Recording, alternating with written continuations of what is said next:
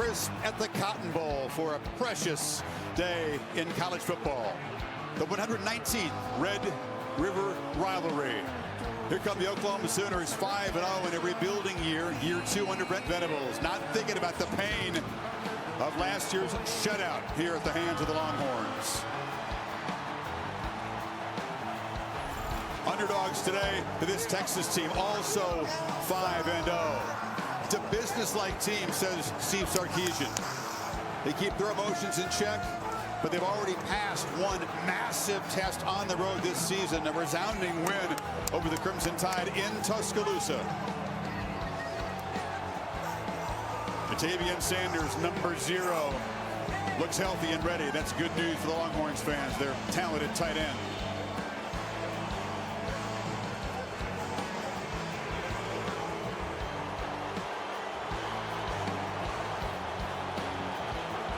Both fan bases beyond excited. Both feel good about where their football teams are, but they can't feel great because they know the challenge that awaits on the other side of this fabled stadium today. Absolutely unique. So sit back and savor the next few hours. And welcome to the All-State Red River Rivalry on ABC, presented by Head & Shoulders. And welcome. I'm Chris Fowler. Kirk Herbstreit making his way up here from the game day set. Halle Rowe joins us on the field. You know, every one of these games is precious, but when these teams are undefeated and they have championship dreams, it just feels a little bit bigger and more important. And that's what we got here today. Two football teams that are really complete. You've got two quarterbacks, and Dillon Gabriel for Oklahoma, right? Quinn Ewers for Texas, playing at a very high level and surrounded by playmakers who like their matchups against the opposing defensive backs. And then, of course, there's the all-important ferocity of the trenches when these two teams meet. The line of scrimmage very often decides things. There is Gabriel, his 43rd start, but this is the biggest moment of his career. Couldn't go a year ago. Concussion protocol knocked him out. And the man from Hawaii, the lefty who can spin the ball so beautifully, has been in the zone so far this season. Well, it's been a dozen years since these teams were undefeated, and since '55, it's exactly dead even, 33 wins apiece. 5-0 for the first time since '08. That was a memorable season for both programs.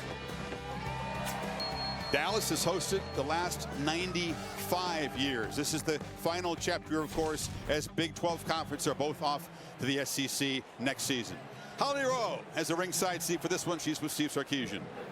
Well, Coach, there's been a lot of hype all week. This atmosphere is electric. How do you want your team to harness it productively? I just want them to have fun today. You know, these guys put in a lot of hard work, had a great week of preparation, want them to enjoy the moment and play good football. You have a couple of key guys that we're waiting on injury for. How do you see Sanders performing today and Jalen Watt? JT Sanders is good to go. Ryan Watts won't be able to go today. Thank you so much, Coach. All right, thank you. Great day for football, isn't it? It's amazing. Yeah, temperatures in the low 60s. It's going to be in the 60s throughout the game. Kind of a breezy day. You're watching a presentation of the Big 12 on ESPN.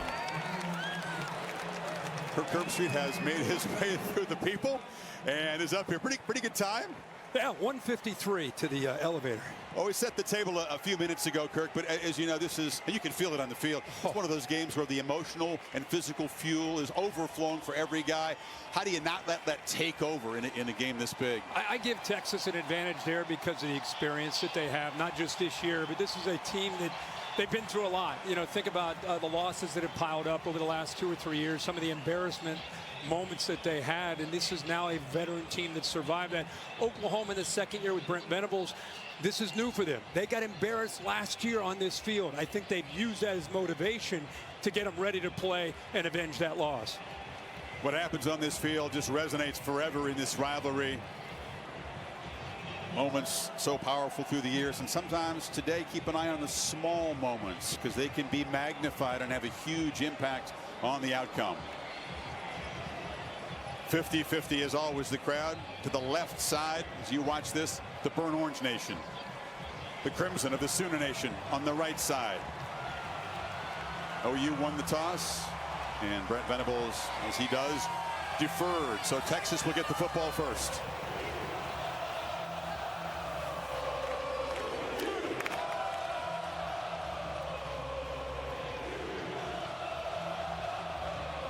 Quinn Ewers has been so calm. He was quiet, very introspective in our meeting last night, but he knows what it takes to get his mind right for this. Keelan Robinson back to return this one. Zach Schmidt, very solid kick for the Sooners to get it started. Red River, number 119. Robinson drifts up and he'll have a chance from the 11. Good coverage. The Sooners flew down the field behind that high kickoff, and Ewers backed up the 19-yard line as he comes out for his 16th start. He's only 20 years old. Seems like he's been around longer. Got a taste of it last year in a mismatch. He knows the challenge against this OU defense is a lot bigger today. No doubt about it. I really thought there was a potential face mask there on Oklahoma on this kickoff. But keep in mind, you mentioned a 50-50 split. Texas will start the ball, and Ewers right in the heart of the OU side of the field with that crowd being a factor. Jonathan Brooks had a great first 5 games at tailback as he get the ball immediately to Xavier Worthy. 2 years ago here he scored from 75 yards out on the first play. This time he takes a loss. I think Woody Washington, one of the vets of this Oklahoma defense, it was a part of the loss.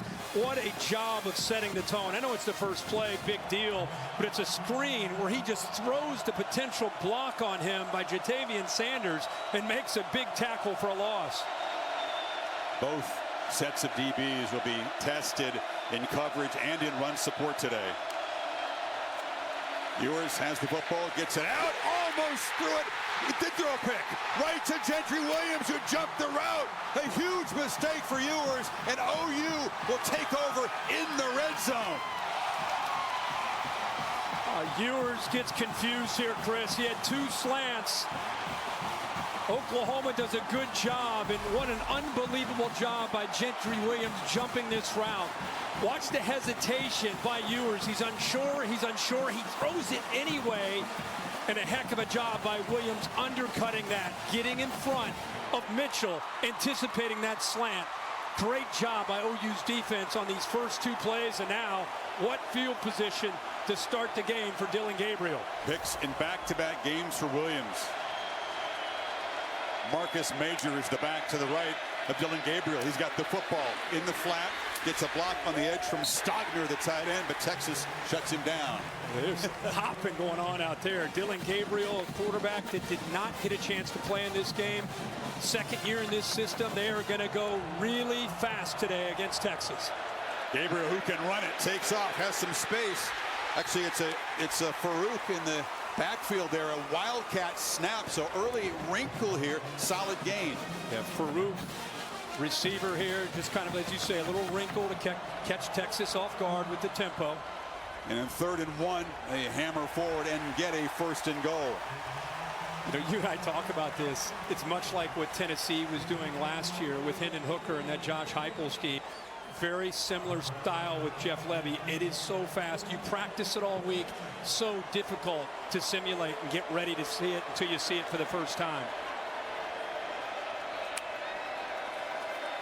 Gabriel, long throw. And cutting in was Andrew Anthony, not quite on the same page. Terrence Brooks in coverage. They don't have Ryan Watts, their excellent corner today. And they'll test that corner who is in. And one of the things you got to deal with is not just a tempo, but OU is going to get the ball out of Dillon Gabriel's hands as fast as they can. They have a great deal of respect, as they should, for Texas's front and their ability to apply pressure. That ball gets out quick. Gabriel takes off, darts up the middle, and scores! Sooners draw first blood quickly, cashing in the pick.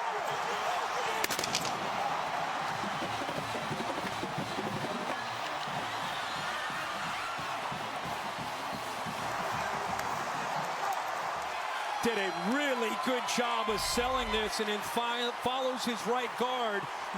Metalier, watch him wait patiently, allow those blocks to establish themselves on that left side. Good job by Stogner, the tight end on that left, creating that wall, cleared it open for the guard to come around, but good patience there by Dillon Gabriel to let that form in front of him.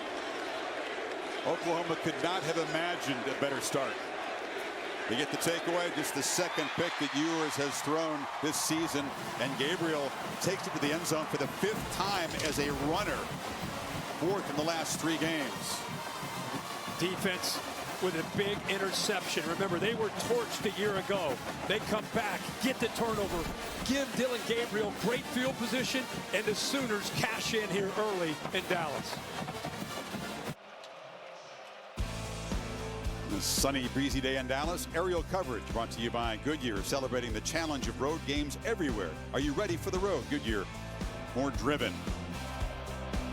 Less than 2 minutes in, the Sooners up by a touchdown, and Kirk Ewers, who tried it out a few minutes ago to start this game, has got to shake off a terrible mistake. It's the second pick that he's thrown, by far the most costly. Robinson again awaits at the goal line and elects to return it from the 4. Sidesteps one man and barrels forward out across the 28. So what does Sarkisian tell him? Well, the one thing you rely on is the experience of last year, and he had moments like that, and that's where we all feel he's really grown. You know, he's got to settle into this game. Sark talked this week about not being emotional. A lot of emotions in his stadium, a lot of emotions with the players on the field. His quarterback has got to be beyond that, which is a real strength of his. So now he's got to bounce back from adversity. It's what you do. You're going to have enough football in his life to know that put that one behind him and move forward. It's Brooks. Short gain plugged up by Ethan Downs. This Oklahoma defense with a whole bunch of fresh faces, a bunch of transfer portal guys, some young players they've worked in. They've improved a lot through the first 5 games from last year's nightmare. Ewers back, look downfield, and he'll be swarmed. A short sack, nobody open, and the pocket collapsed around him. Well, Dejon Terry got him. Yeah, this is the area that Oklahoma has improved the most and put a lot of work into improving is the defensive line and the ability to get after the quarterback. We have an offensive lineman down for Texas. This is an experienced veteran offensive line and played a lot of football together. That looks like it may be Jake Majors, the center. He is an enormously important figure in this team, a 3rd-year starter who is the quarterback of the O-line. We'll step aside as they take a look at Jake. The Allstate Red River rivalry on ABC is presented by Head & Shoulders. Make every wash count.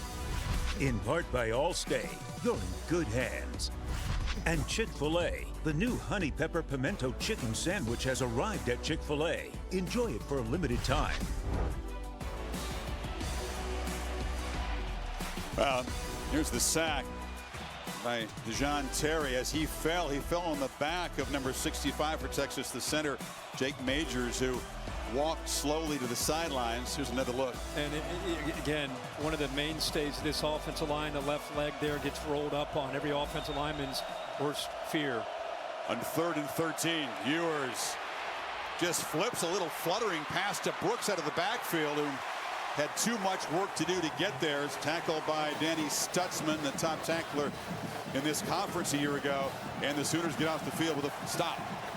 Bathroyd does a good job. You see him almost go down 80, but he forces him out of that pocket. Man, this Oklahoma defense, to think about where they were a year ago, 49 points allowed in this game, almost 600 yards, 6 yards a carry, 36 first downs. These first 2 drives for Texas, they have been relentless. And now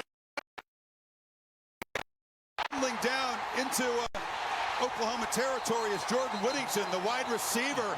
Sarkisian feeling something had to change early, and he rolls the dice, Kirk. You're exactly right. A late shift.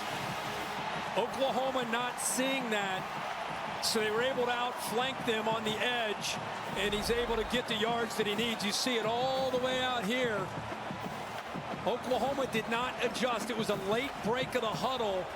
Oklahoma caught completely off guard, and I love your point about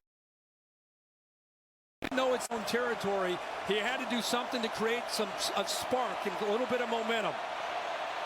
Whittington playing in his 4th edition of the Red River rivalry makes a big play, and now Ewers, he's been harassed a lot early, tried to flip it to Brooks, kind of a sidearm throw, but Ethan Downs made him uncomfortable that time. How about that? I thought he was across the line of scrimmage. Maybe he was just barely behind. It was very, very close. You see the line of scrimmage at about the 48. Look at the pressure. A lot of good coverage downfield. Boy, his whole body looked like it was across the line of scrimmage. If anything, maybe just a foot staying behind the line, but no flag. It just takes one part of your body to avoid the penalty, and they do. And this is the kind of run that Brooks has executed a lot this season. The quick burst up the middle, well blocked. Key Lawrence stopped him.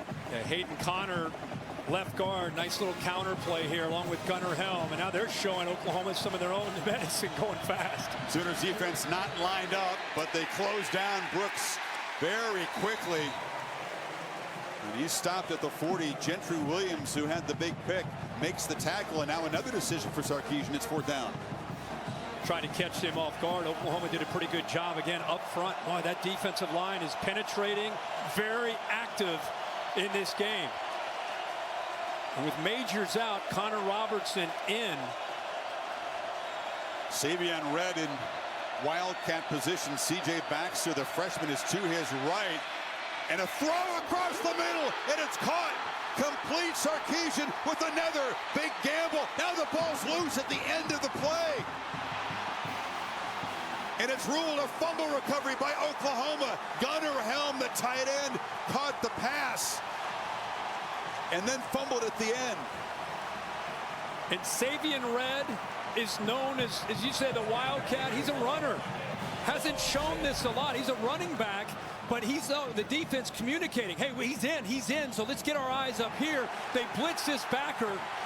Look how the defense collapses down. So it's a great call by Sark. One step ahead of the defense, and Brent Venables, you can see the ball almost comes out. Boy, his right knee may have been down.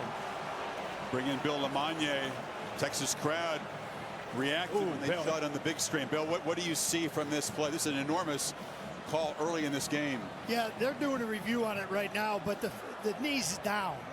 And then the ball comes out. Replay's going to reverse this. They keep the football. Bill, how about he bobbled that initially? It is grasp right there, Bill. It's kind of starting to lose control at that moment.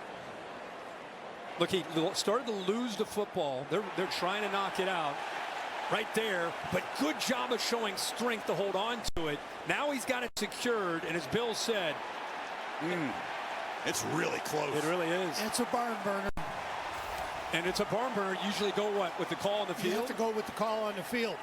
Richard Brown is the replay official for this Big 12 crew. Is it clear enough, the evidence, that he still had control to overturn the call on the field? Bill, if you were in that position, what would you do? Well, again, the ruling on the field is a fumble and a recovery. So they have to have indisputable video evidence to say, no, he was down in full control. So they have to go with the call on the field in that case. I mean, what a seek to Sarkisian in his own end. Fake punt. They get it. Face another 4th down. Go to a wrinkle and throw a pass.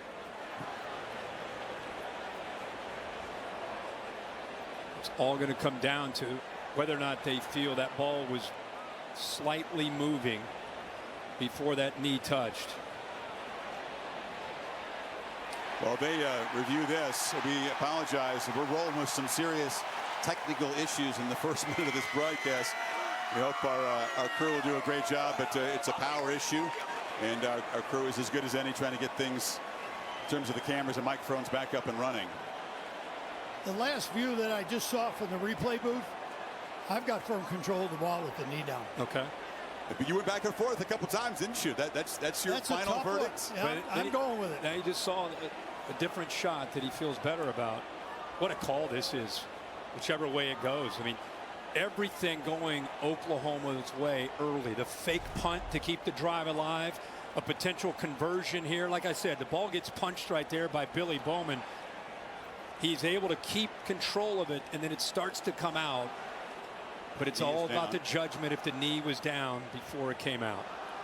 The knee is down right there And you could certainly make a case he still has control with two hands, but it is a kind of a split second, literally. How about Sark, though, the fake punt and then 4th down with a Wildcat quarterback?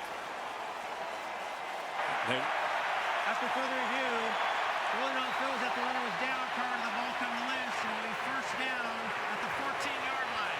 That wasn't the ruling on the field. That was the ruling from the booth. But this is enormous. So Texas, with a couple of gambles, is set up at the 14-yard line. What a sequence of plays. What a start to this 119th Red River rivalry.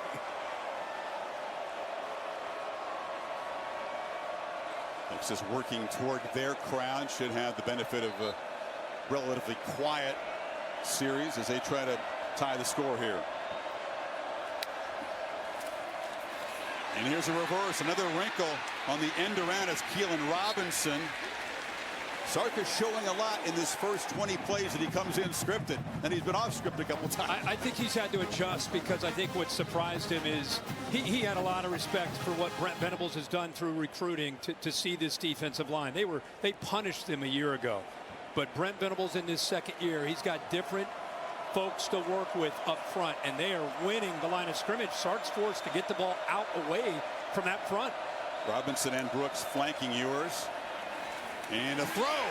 Sanders tipped up in the air and intercepted. The second takeaway. Kendall Dolby comes up with the pick. Billy Bowman batted it up in the air. He batted it up in the air, and he went right through Sanders' chest in the process. He's the veteran back there, just a grinder. How fitting for him in this rivalry game that he makes this play. Just sitting back here waiting for the potential threat right there. I think viewers at home watching it live wondered if it might be a defensive player getting hit up high. Ball's loose, but he hits him clean below the neck area. So it's a clean hit, well timed. Ball goes up into the air. Dolby's there to pick it off. Junior safety from Denton is a big playmaker. He made an interception in the fourth quarter. A tight game at Cincinnati ended the Bearcats' hopes of winning that game. Then last week, third play of the game, it's a pick six against Iowa State, and now this huge hit. And one of the big weapons in this Texas offense, Sanders, and Oklahoma, 2 takeaways. Texas offense only had 2 turnovers all season. Now a wrinkle from this side is Gabriel, the quarterback, is split out wide. Stepping under center. Now he'll move back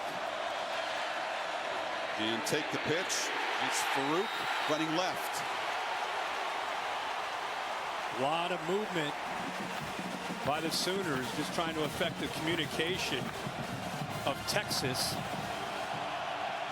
They're in play position.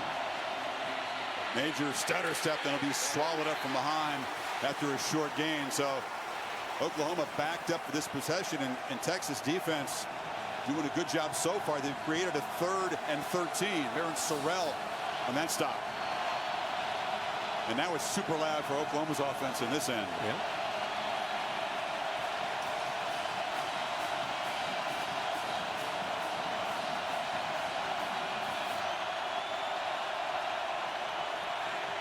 Gabriel from his own end zone flips it high and incomplete. Tried to find Drake Stoops on the cross.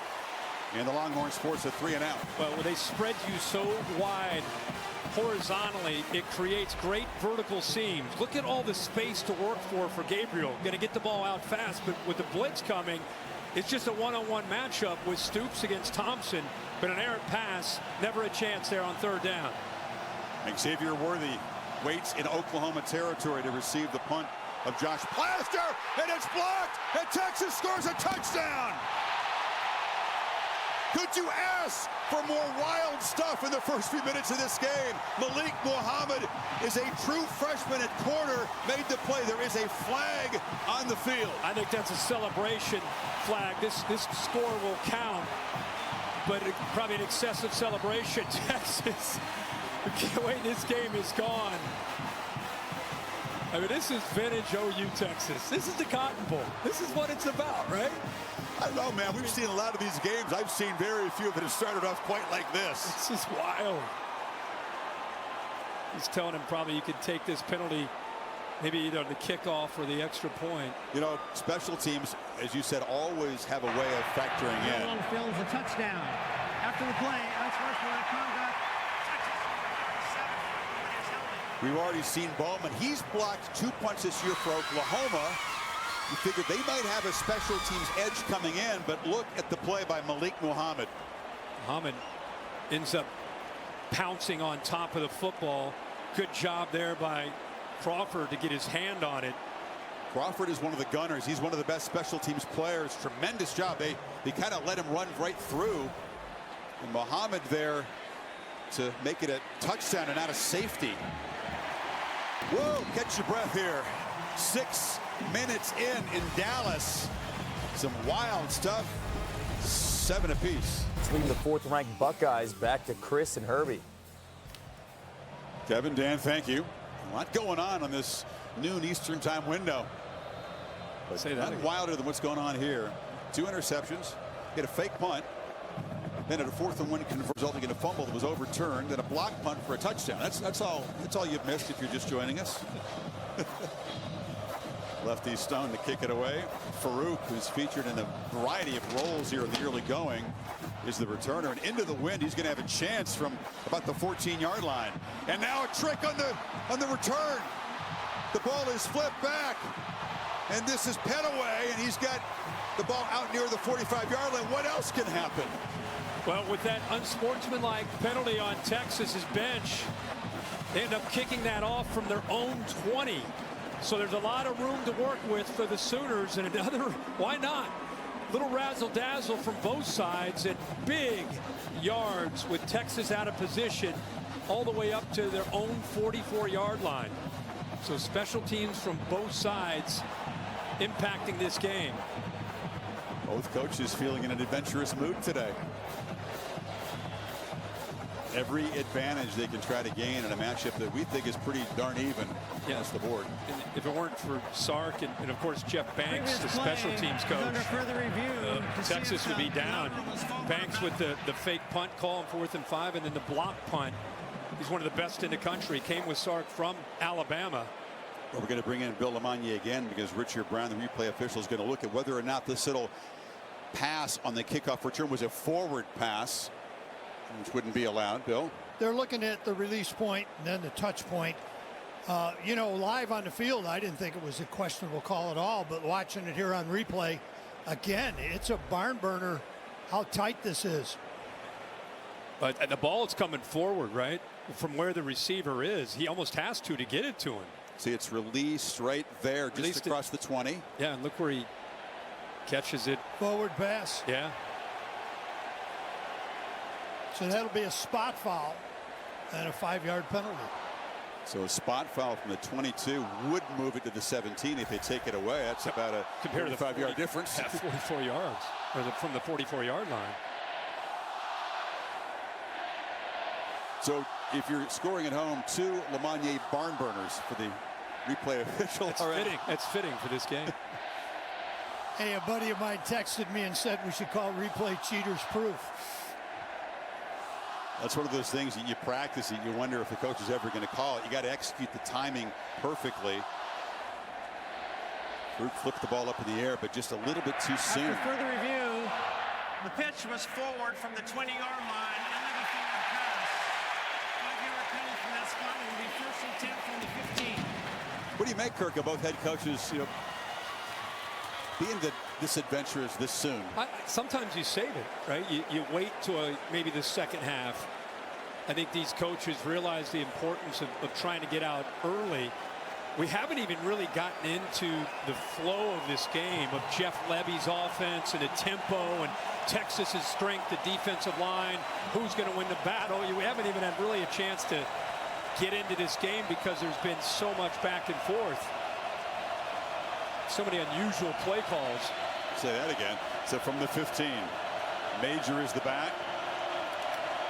Texas rounds the line, and Major's going to be knocked down after a short gain. It's an Oklahoma running game that can be effective in spots, Kirk, but do you really expect them to be able to move Texas's fine front out of the way this afternoon? Well, they're going to have to wear them down with the tempo. That's their only chance. This has not been an explosive running offense. It's really been more about quick pass and trying to make plays with Dylan Gabriel and these receivers.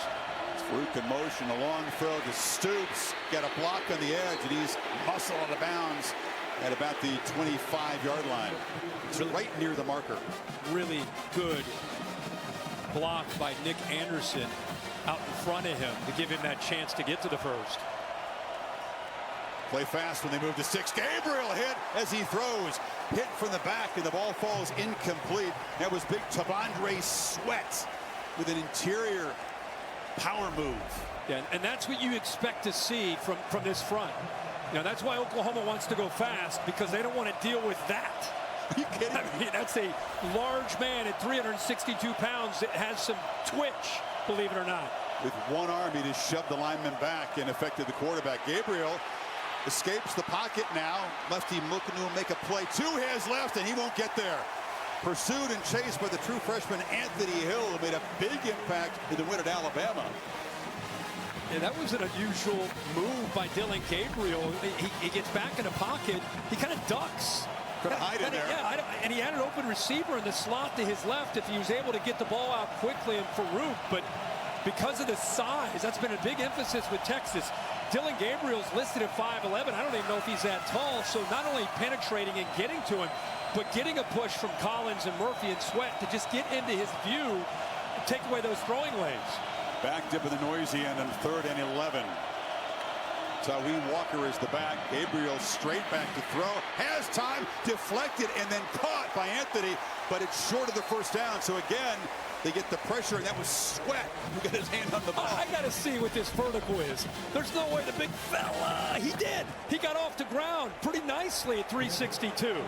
Big man getting his hand on it. Big man wrecking that series for Oklahoma. So here's Josh Plaster, who just had it plastered back in his face from his own end zone for the second punt.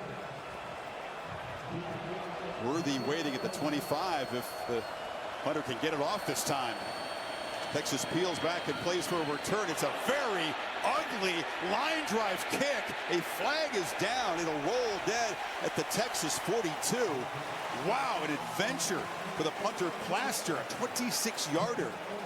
Flag is on the far sideline, right near the line of scrimmage. He's trying to kick it rugby style, Kirk. He just bounced it along the ground. It was certainly ugly. It sure looked like he was. Took a few, 2 or 3 steps off to his right. Usually they do kick those or punt those balls much lower, and they just wait for the roll. Talking to the Texas sideline. These special teams will play a key role, but maybe not this key this early. Talking about the flag that was back near the line of scrimmage. 5 guys in the backfield. Illegal formation kicking team. Number 10 was covered up as an eligible number and then shifted to an eligible position. That's a 5-yard penalty from the end of the play. First down. Sets Texas up with a 47. If you're Quinn Ewers, you can take a deep breath. That pick cost him 7 points, but the Longhorns, with their own special teams play, has steadied it now. And now you really get into your game plan. But again, at the line of scrimmage, think Texas would win that, but they have not been able to yet. No, Brooks, not much room. Stopped right at the line of scrimmage. Holly? Well, guys, Jake Majors, the most important part of this Texas offensive line is in the locker room. They took him off the field, examined the bones and left ankle and foot. He tried to push off on it. It was not working, so they've taken him back inside. It's a huge deal. He's the most effective communicator up front. He sets the protections, the lines. He is such an integral piece, and the guy replacing him right now is a freshman, a redshirt freshman. It is a big storyline to watch, guys. It's Connor Robinson. Now, you're right. Majors has a tremendous calm about him. A great center's personality that Ewers counts on. He'll have to make do. This is Whittington on the near side. Makes the catch into Oklahoma territory. And that was a much better job of giving him some time. Hayden Connor coming down to help Robertson there in pass protection. At least he had time. The play not able to be executed downfield to pick up a first down, but it's just one of the few times he's been able to sit there and survey the coverage.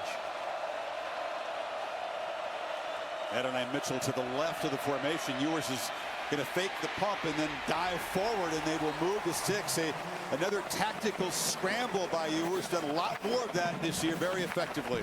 It's a good job. He wanted to release it, but he senses pretty good coverage here by Stutzman. He gets into that throwing lane, so he's got to come off of it. Playing with tempo. Flag is down before the snap, and it's a false start. So that's the other part of the equation when you try to get the defense offense disorganized. 5-yard penalty. Still first down. That was Mitchell. And Mitchell just flinching just a bit while Whittington was in motion. You're right about the frantic stuff going on here. Neither offense really been able to settle. We haven't got a look really at what's going on, other than OU's defensive front is playing well. Yeah. Play fake, far pitch, and slipping a tackle is Whittington, but a short gain as the pursuit caught up to him. Just cannot say enough about how different things are in year two for Venables and Ted Roof, the defensive coordinator. You know, if you're an OU fan, when they hire Brent Venables, this is what you envision. This is the defense that you think about when you think of Brent Venables. A defense that flies around, moves around, confuses a quarterback, confuses protection. Ewers hesitates, and that's going to be fatal for him today. He does work his way free. DeJohn Terry held on for dear life. It's another sack for the Sooner front. Again, that's what we just talked about, is showing one thing and going to another. Watch good coverage downfield. So the front and the coverage marrying one another. So Ewers, it's not just the pass rush. It's the confusion with good coverage downfield. Ewers forced to hold on to the football, and then by doing that, you give the defensive front time to get to him. Now it's Oklahoma with a key guy down to the field. DeJohn Terry, the nose tackle who made the sack of Ewers, and the play that injured Jake Majors is now being looked at by the training staff for Oklahoma. If you look at Terry and Ford, Lacey, Laulu, I mean, they've got 4 transfer portals of guys that have come in and made a difference and added depth. This is where we are. This is the first throw that Ewers had. It was an interception, and it allowed Oklahoma to get on the board early with Dylan Gabriel. But give Texas credit. They came back. They looked like they were going to drive and put points on the board. Interception. Defense does their job, forces the punt, and Jeff Bake's unit comes up with that block and a touchdown to tie it up. In the middle of all that, a fake punt and Sarkisian call that worked. 3rd and 19. Texas, the brink of squandering a great opportunity with field position. Ewers has a lot of space, but a long way to go, and just has to flip it away. This Texas offensive line is missing their center, is having a hard time protecting the quarterback right now. They are, and Ewers, you know, a quarterback that I think came onto the stage against Alabama and played so well. I think everybody around the country is really excited about Texas and this offense and its potential. But OU is fired up. He is 5 of 9, only 12 yards, 2 picks, and he's been sacked twice, not to mention all the hurries. So Sanborn will try to pin Oklahoma deep. Gavin Freeman, 5'8" sophomore, standing back at the Oklahoma 8. Sanborn boots it high. He's kicking into the wind, and the fair catch is made by Freeman. So Oklahoma begins at the 12-yard line. Well, tomorrow, Sunday NFL Countdown. See how Christian McCaffrey has been inspired by Bruce Lee. It'll be interesting. And a Monday Night Football in Vegas. The Raiders host the Packers, 8 o'clock Eastern, 5 Pacific. Peyton and Eli on ESPN2. The Packers lost to the Lions. They did. Lions are real. Well, they're packed up deep in their own territory again. Special teams impacting this game beyond the obvious. OU wants first downs, and they want to crank the tempo. It's the back. Tyree Walker in motion. Gabriel took a quick peek and then just runs it up the middle. They're going to have to keep a spy or someone focused on him. He's hurt every opponent running the football. Well, but Texas thinks a big key in this game is their defensive line being outnumbered because of the formations with the receivers. You have to spread yourself out, but if you can stay with fewer numbers in that box and still get away with it. He picked up 5 on the first down. Now Walker, who's 5'9", but is built like a tank. Look at the power there. 216, and he seems even bigger than that. It's a first down. I don't know how he got that. I mean, he was met maybe 2 or 3 yards short of the first down, but that power allows him to fight for those last couple yards to get them out of the shadows there of their own goal line. He's very thick. He's been breaking tackles throughout first part of the season. This OU offensive line, Kirk, they're not creating huge creases. Not many yards before contact, so it's up to the backs. Yeah. Walker, Majors, to make guys miss. Yeah, this line feels like with 3 transfer portal guys, they're still kind of gelling. Here's pressure off the left. Hammered straight ahead by Walker, who shows that power, makes it 3rd and medium here. They'll need about 4.5. You've got 3 guys. Guyton, the right tackle from TCU, the right guard. Matuyer is from Cal, the left tackle. Rouse from Stanford. And the teams they have played, nothing close to what they're facing today. Cincinnati's front gave them a tough time. It was a workmanlike win on the road, but Texas another level up from that. Majors the back on 3rd and 3, and the snap gets away from Gabriel. Wasn't looking for it.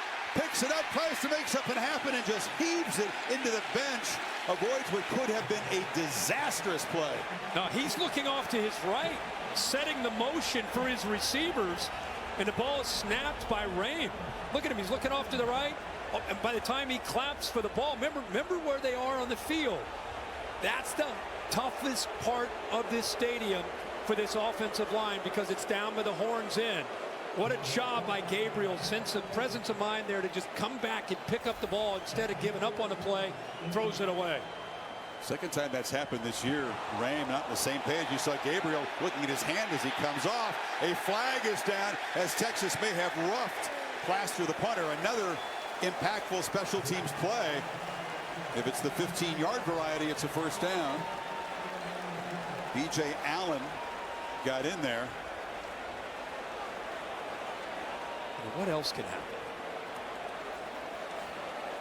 On special teams alone. Leg is extended. Running into, of course, is a 5-yard penalty. That's what it number is. 7, 5-yard penalty. The yard results in a first down. It's enough to make it. Keelan Robinson there.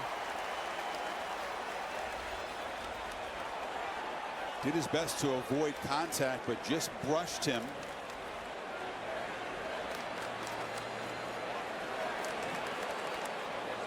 And that's all because Gabriel, Kirk, was able to round up that early snap and make something of it. If they take a loss, they're back way up. Penalty like that wouldn't have made a difference. Incompletion kept it 4th and short, and now the Sooners with fresh downs here from the 34.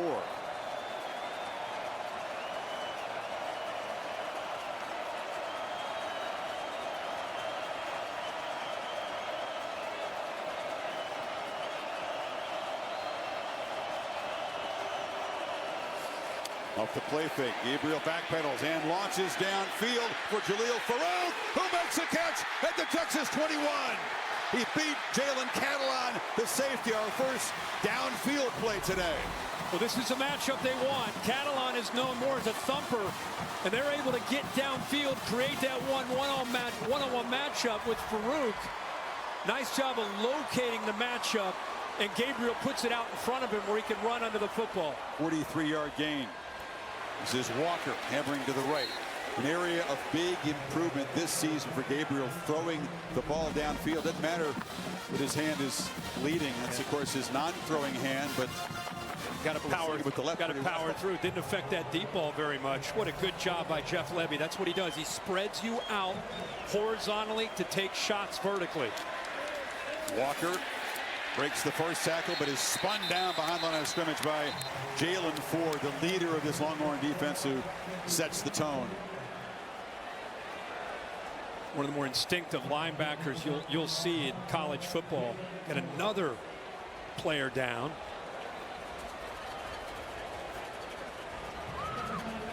Stop the clock here. 39 seconds remaining in a frantic opening quarter. Dallas. They played this 119 times. I can't imagine too many first quarters with more wild stuff happening.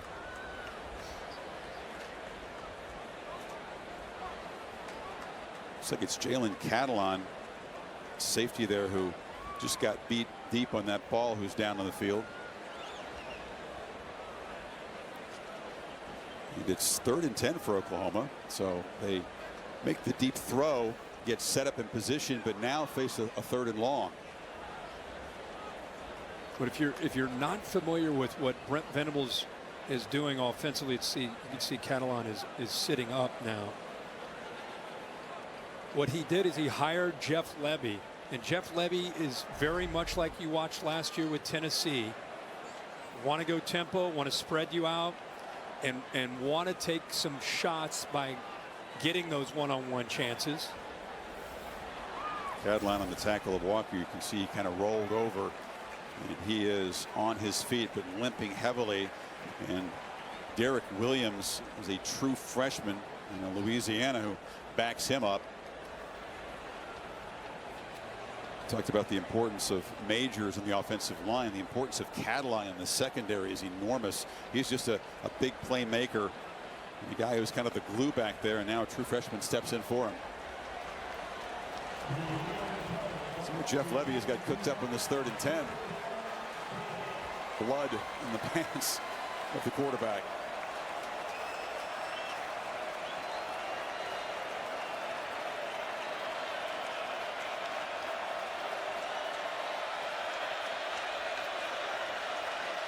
Texas not showing pressure in this 3rd down.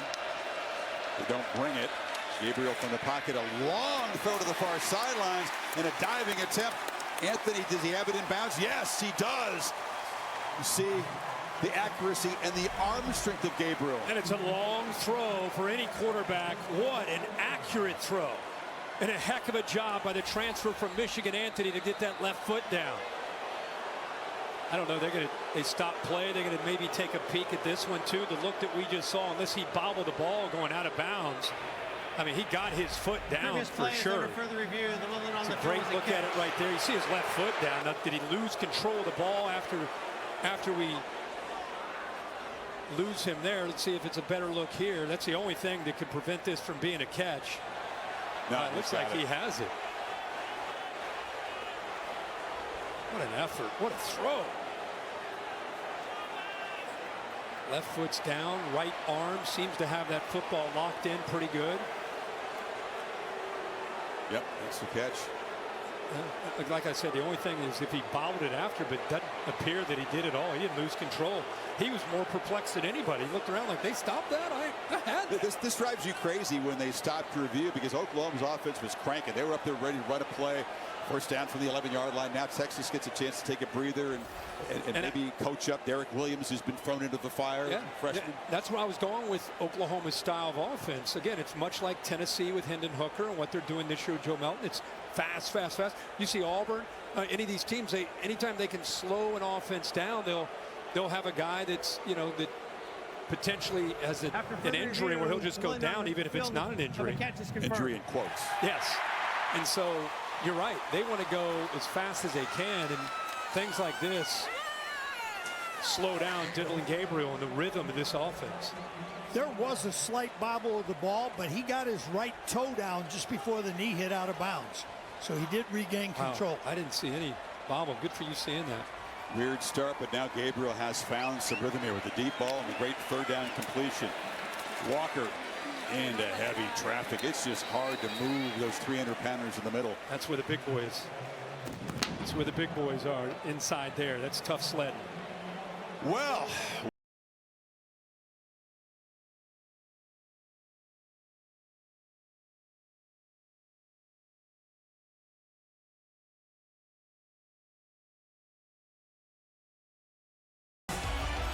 Set for the second quarter, the All-State Red River Rivalry here on ABC, presented by Head & Shoulders.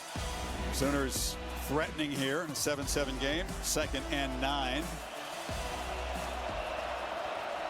Walker is the back, along with Drake Stoops for now in the backfield to the left of Dylan Gabriel. Plenty of wrinkles already. Now Stoops goes in motion. It didn't look like Gabriel was ready for the snap. He was surprised by it, handled it, hands off to Walker. I tell you what, man, he's getting tested back there with these snaps. He and Rain better get on the same page. That ball came back again where his athletic ability saves that potentially from that ball bouncing off his shoulder pad. So again, keep in mind where they are on the field. Loudest part of this stadium for this OU offense and that O-line. First snap for Gavin Sawchuk, who's the back who motions out. Empty backfield now. Texas rushes for Gabriel. Thinks about scrambling. He'll take off. Now flips to the end zone. Almost threw an interception. Tracking across was Jaron Thompson, the safety. Wow. Gabriel lucky to avoid a pick there. He really is. He wanted to go off to his right here. Safeties take it away completely. And then he has to come back. See, he looks right. Now he's going to work back over here. Once he makes that decision, look at the eyes of the Texas safety. He reads him perfectly, and he brings him over there to make that play. Man, both these defenses, Kirk, have some experienced and savvy safeties who make the quarterback pay for a bad decision. Chip shot here for Zach Schmidt. And that is a straightforward special teams play. We've had very few so far. That was a heck of a drive by Oklahoma. It took it 78 yards in 13 plays, 4.5 minutes. Back on top by 3. They're down. Home Tigers up 22-7 over on ESPN. Chris Herbie, back to you. Mizzou, a sneaky undefeated team, huh? Picked them on the board. Oh, okay. Feeling good about that. See if it holds up. Schmidt with a line drive kick. And Keelan Robinson is going to bring it out and breaks a couple tackles, knocked down at the 15-yard line. That's where Ewers will set up. Well, since the Big 12 was formed in '96, your Aflac trivia question asks you, which player has the most career rushing touchdowns in games between Oklahoma and Texas? So an entire career? Yeah. So like a Adrian Peterson, DeMarco Murray kind of. Williams was kind of at the beginning of the years in the Big 12. Yeah. Jamal Charles. A lot of good names. A lot of good opportunities to be right.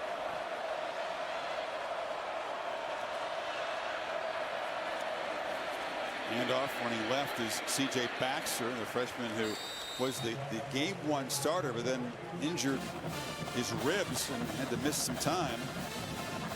But he's powerful, instinctive, shows you why he's got the 5-star label. For sure. Ewers right now doesn't have a completion beyond the line of scrimmage. 0 for 3. Looking for his first one here, and the high throw is caught for a first down across the 30-yard line by Jordan Whittington. That's all he needed, right? Just bring that up, that he's 0 for 3 downfield, and then he gets a one-on-one matchup. Nice job of using that motion. He ends up getting the ball thrown to Whittington. And now a first down throw across the middle, and the catch is made by Adonai Mitchell. Finally a little rhythm for Ewers. A flag comes in after the play, and it may be an ineligible man downfield for the Longhorns to wipe away that pass. Yeah, they're going to get him. They're going to bring this back. You can see how he's using that pre-snap movement to affect this defense and their communication. It's worked back-to-back. This time it'll have to come back. Number 62. Now, Kirk, we run 21 plays for the Texas offense. The 2 longest plays, Whittington's 20-yard run on a fake punt, and then the 4th and 1 pass from Red to Helm, which resulted in a fumble that they overturned. Those are the 2 best plays they've had in offense. Well, very much off the script. Very much so. Majors out. Robertson in, run pass option, meaning you can either hand it off or throw it. He decided to pull, was the right read, put Robertson downfield to bring it back. First and 15, they hand it off, and breaking tackles is Baxter. Just does not look physically at all like a true freshman. Very impressive lower body power. No doubt about it. A limp off. He's seen a lot of injuries. We've seen a lot of unusual plays. Hopefully he'll be okay. As you said, he's had to fight through some injuries early, and by him going down with that injury earlier this year, Brooks has really emerged as their go-to back. Over 200 last week against Kansas. It's an important game because it sets up a 2nd and 6, and now they give it to Brooks. It'll be 3rd and short. I love Brooks. I love what he can do. He plays with a purpose. has a tattoo on his right forearm about his father who passed away in March of 22. Uses that as a motivation. That's his higher purpose that he thinks about. Plays with a great deal of passion. About a maturity, too, to be sat down as a starter opening game, get the job back when Baxter was injured. Averages 119 a game. Ewers checks the sidelines on this 3rd and 3. Play clock at 5. And they hand it off to Brooks, who makes a quick burst, breaks a tackle. They're trying to punch it free. He won't let him, and he's tackled at the Oklahoma 30 by Gentry Williams. Well, I think this defense is expecting a throw, but watch the combination block up front. How about Robertson doing a good job of getting up to the linebacker connect? Off guard, expecting the pass, and they crease him in the middle. 31-yard gain, and they run down and try to play real fast, and it's another false start. This offensive line didn't have a single one of these in Tuscaloosa. Incredible poise. Number 52, 5-yard penalty. But this tempo is different today. It really is, and I think the reason you're seeing that, to be candid, if you go back to when Ryan Day and Ohio State played Clemson and Brent Venables was his defensive coordinator and they won convincingly that year, there's a lot of talk about, well, Brent Venables gets the last look, and some people accuse him of stealing signs. He just tries to get a last look. Well, the answer to that by a lot of offensive play callers is to change the tempo up, not to let him get that look.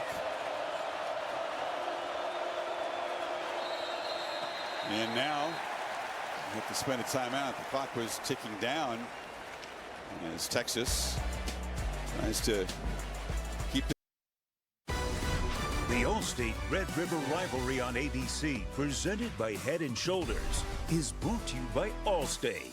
You're in good hands. And Belfour Property Restoration, restoring more than property. Athletic trivia question. We were thinking about all the great running backs on both sides, Kirk. Kind of a trick question. Texas fans yelling at us. It's Sam Ehlinger. Oh, Sam Ehlinger. He had 12 touchdowns in games between OU and Texas. Count the Big 8. Yes. Big 12 championship game in 18. One of those games here, he was almost like just a bruiser, just scoring touchdown after touchdown in the red zone area. So Texas had the false start. Then they spend a timeout. So still 1st and 15. Ewers changes direction, trying to escape for his life, and he's brought down.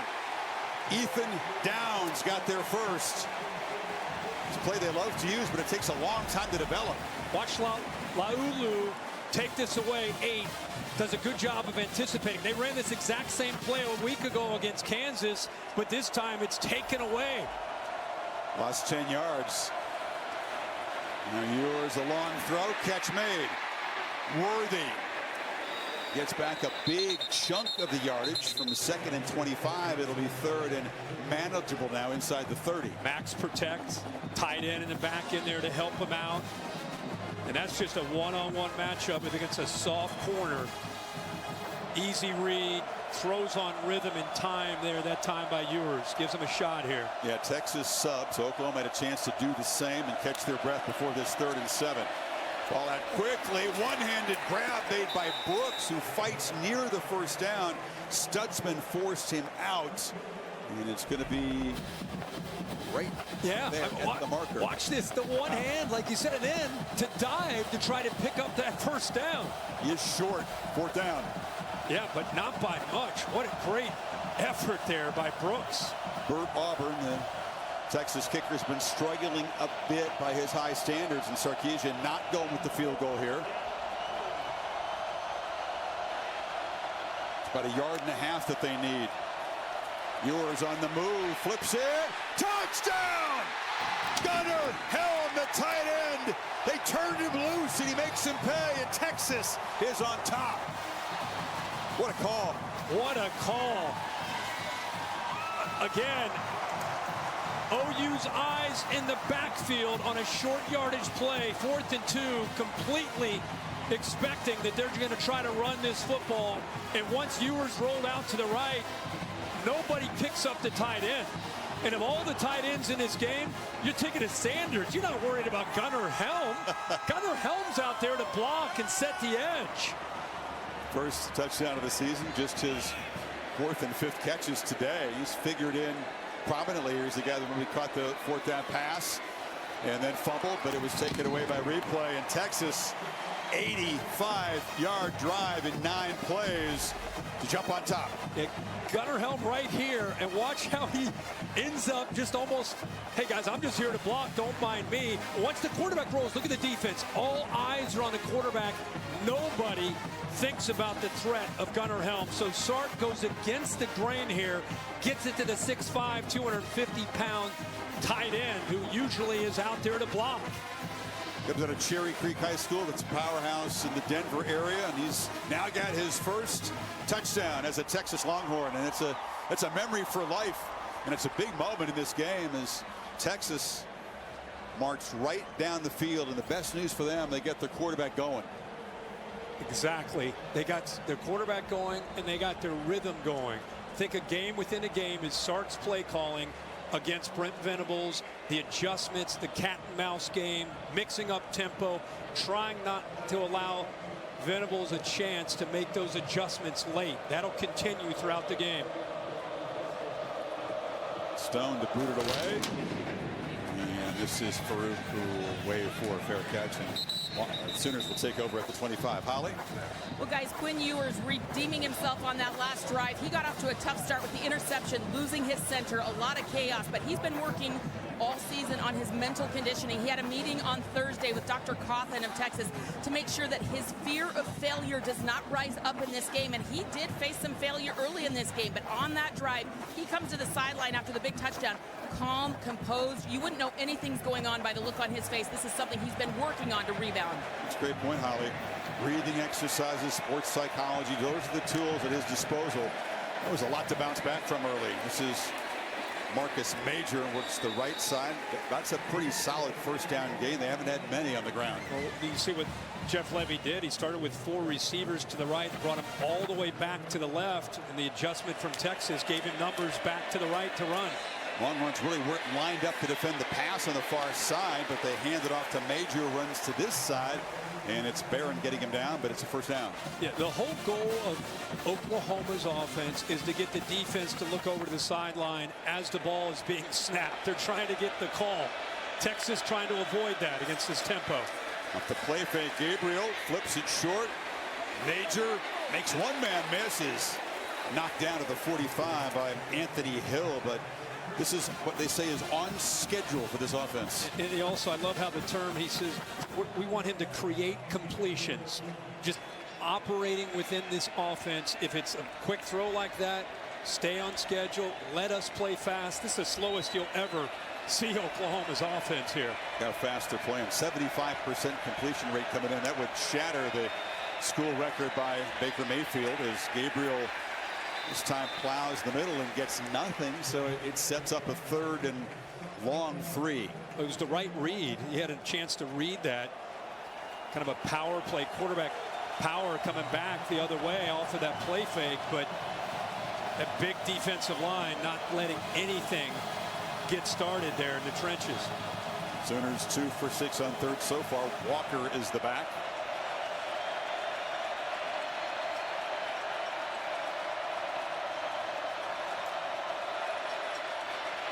Gabriel has time and delivers a pass caught far side. It's a first down to Farooq. I don't know if it's because he's lefty and he's not the tallest. I mean, I know people compare Tua's kind of his system and the way his mechanics. That ball gets out so quick. Give credit to that offensive line giving him time. 14-yard gain in the 3rd down. Gabriel has a lot of time here. And now we'll take off, makes a cut, weaves his way down, starts to slide, takes a hit. Oklahoma fans want a flag, and they get one. Jaron Thompson arrived, but the quarterback was beginning to give himself up. That's part of his game that's very underrated. The way he can escape and create, much better this year. One of the worst in the country a year ago. Was pressured a lot, didn't have a chance to make plays like this. Now one of the top 10 quarterbacks in the country at doing this. After the play, personal foul, late hit, just sliding quarterback. Defense half the distance to the goal, and a You know, it really wasn't after the play, Bill. He was sliding, but had begun that motion to give himself up when Thompson arrived. How do you see it? Well, technically, when he starts to slide, the play's dead. Okay. So technically, it is a late hit. It's good for fans to know when you start to slide, not the actual slide itself. Once you start to go down, you're giving yourself up. No, and that's the exact spot the ball will be placed. Right. So Oklahoma trying to reclaim the lead, set up inside the Texas 15. And the end around, it's Gavin Freeman. He's the punt returner. He's got good quickness in tight spaces and worms his way down to the 2. Great job again of getting away from the big, strong defensive lineman. Get him out on the edge where he's got some room to work with that quickness. Texas defense barely set up as they snap it and hand it to Major. It runs into a burnt orange wall at the 1. It's a little different in there. You get the linebackers and safeties trying to get down. No place you want to be. No. Time it looked like Barron, the safety, got in there, the nickel. Oklahoma did sub. Texas brings on a few fresh defenders. 1st and goal. Walker, short yardage power back. But Gabriel keeps it, takes a hit, and he'll be stopped short of the goal line.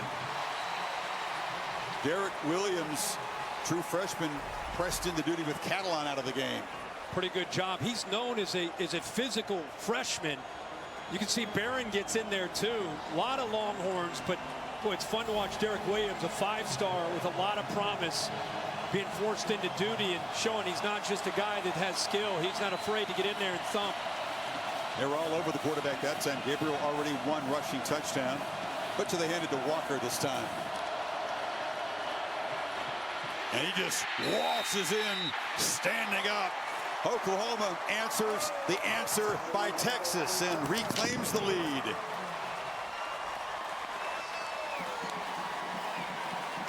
Caden Green is being in this game right now. He's on the left side there. Watch the job that he does.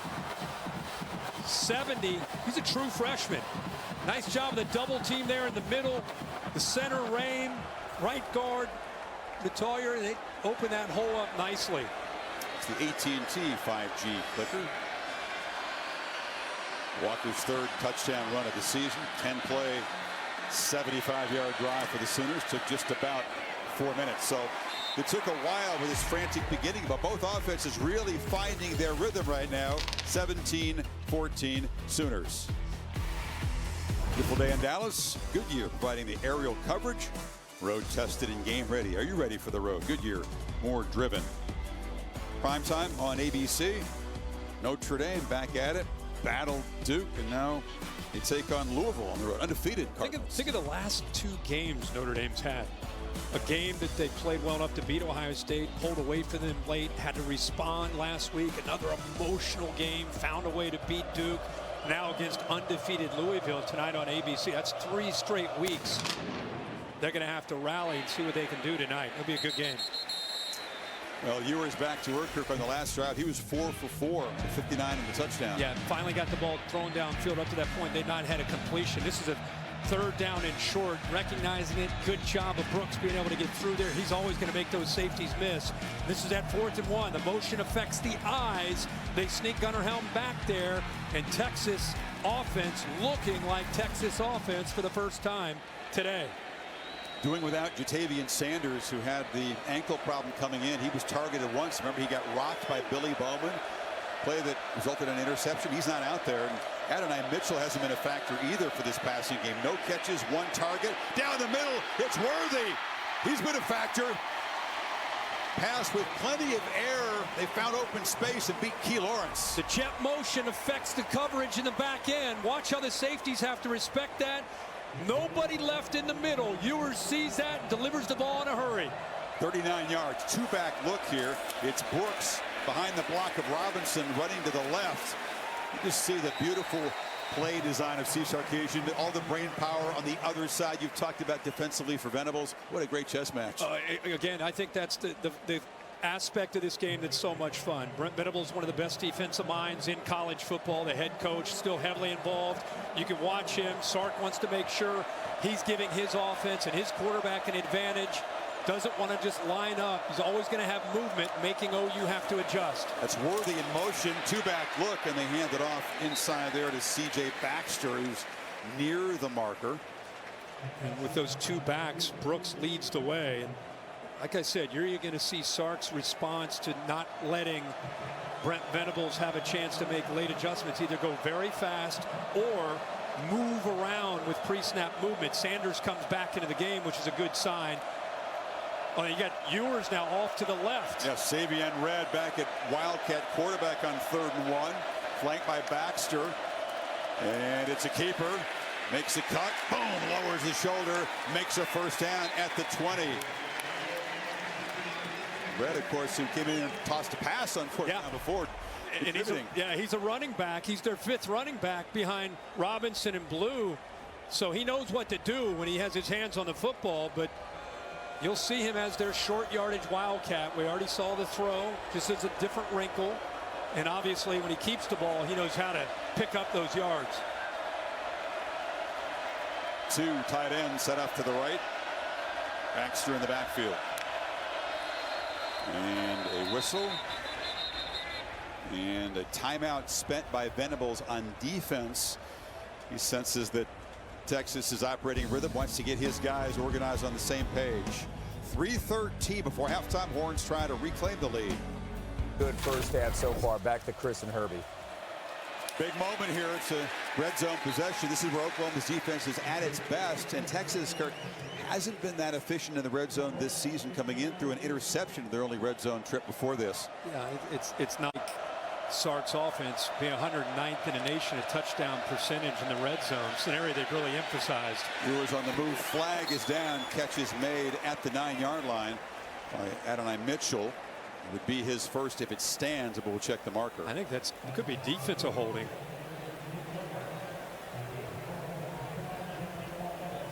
It looked to me like Winnington was trying to go out in the flat. Defender grabbed onto his jersey. Mitchell's a guy, Kirk, 10 catches, 141 yards, and a touchdown against Kansas. He's been a great big game player in his career. Mitchell has a catch in each of the 4 CFP games he's played. Number 80, that penalty's declined. The result of play was a first down. Bothroyd guilty, but they'll let the catch stand to Mitchell, and he's just a guy who's been too quiet so far. He has, but the difference he has made. You could make an argument. There are a lot of great transfers. The impact he's had on this offense has been as big as anything of any of these top contenders in the country. Hand off inside, boom, knocked down as Baxter. I'm not saying he's doing anything wrong. They're doing a good job on him. They are. Once they get him involved, it becomes a different deal. And you know that's coming. And we'll see if Sanders is able to hold up. But when you throw Mitchell in there, it takes a lot of pressure off of Worthy. I think with Worthy and now Mitchell and Winnington and Sanders, man, that is a great group for Ewers to work with. And he has spread the football around to those talented playmakers. 2nd and goal. Empty backfield.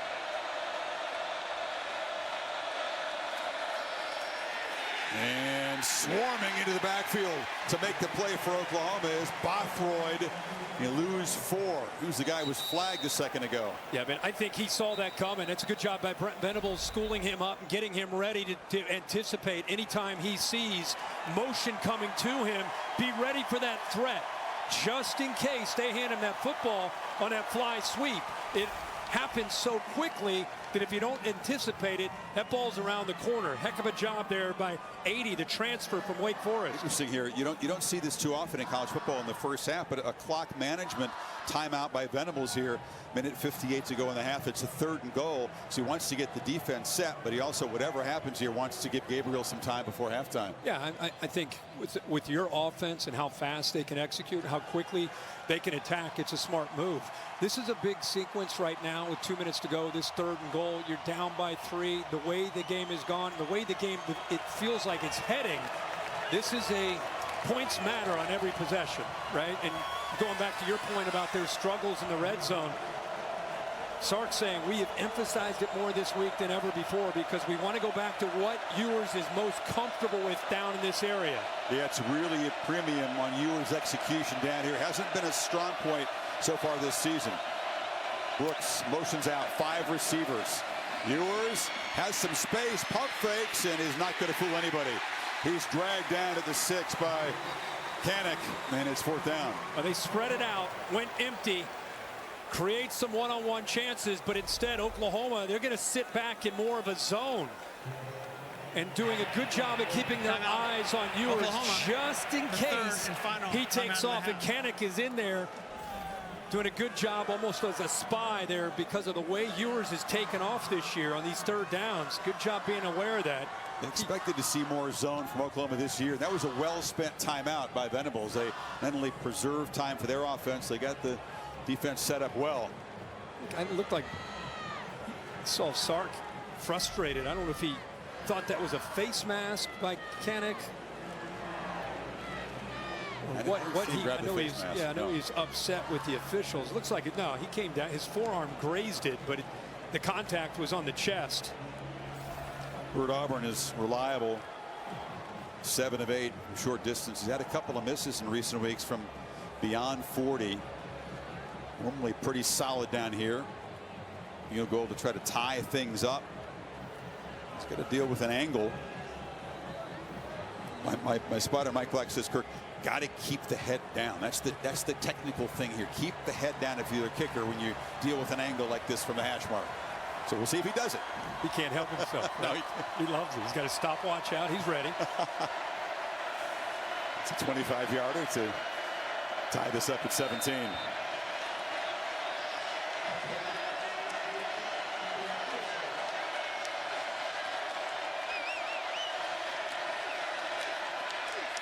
Keeps the head down and knocks it right through. So that's a 68-yard field goal drive in 10 plays, 3.5 minutes, and now Gabriel's got 153 to work with. We're back in 8 seconds, but now a look from Ram Trucks. Ram Trucks, built to serve. Gabriel, so experienced. Well-traveled, 3 years at UCF. This is year 2. Again, reminder, couldn't play in this game a year ago. Got a targeting hit from a TCU player the week before. He was over there in a jersey, and he said it was a really helpless feeling. Watching this offense shut out, they had 5 different dudes, including the punter, attempt to pass. They had 39 yards passing in last year's loss. It's unreal. What a difference a year makes. But how about the scene here? For people that have never been to this setting, it is unbelievable. It's one of a kind, state fair. A lot of people going around this stadium have no idea there's a game going on. Well, there's 100,000 people or so inside here enjoying it. Split right from the 50-yard line. Crimson and cream one side, burnt orange on the other. Very unique, and this game's living up to what you expect to see from it with some unanticipated excitement. And Farooq will let it bounce. When we talk about the importance of this game, both these teams at 5-0 certainly have hopes and dreams of a national championship.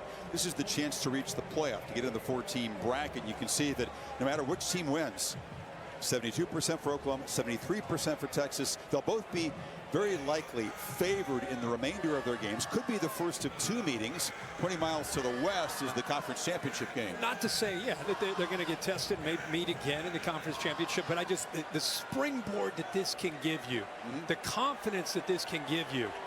Whereas if you lose this one, even though you're 5-1, you're regrouping a bit. No timeouts, minute 53. They pitch it to Andrew Anthony, who ducks under a tackler, falls down short of the marker. Clock still moving. Yeah, Anthony, the transfer from Michigan. I thought it was a little surprised when he came over, but it's worked out well for him. 6'1", 190. And they're going to run the ball. And Major will move the sticks. The clock will continue to move as soon as they get those ready. Yeah, Michigan, they're in such disarray. You got to get out of Ann Arbor. Things are just not working out there. He said he got a lot of puzzled questions when he decided to transfer, but it has worked out really well for him, Anthony. Gabriel and inaccurate throw. Tried to lead Major, but it was off target. Clock stopped with 1:20 to play. Texas just sitting back in a zone. Couple robbers, meaning safeties, sitting down right around that 15-yard mark, just kind of reading the eyes, trying to bait him into any kind of throw, but just nobody open downfield.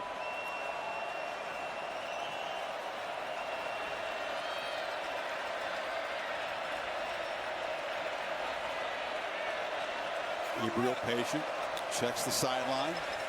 Here comes the pressure. They pick it up. Long throw, caught, and spinning free is Farooq. They chase him down, but a big play made one man miss. This guy is so good after the catch. He sure is. And again, this is the improvement. Look how far he is near the sideline. You'd love to see the defender this time, Holmes, use that sideline to help him with leverage to the inside, but instead he gives that away and then gives up yards after the catch. Got 34 yards after the catch. Oklahoma thinking end zone now, not just a field goal try. Gabriel took a look left, now dumps it down over the middle, and this is Walker with the catch.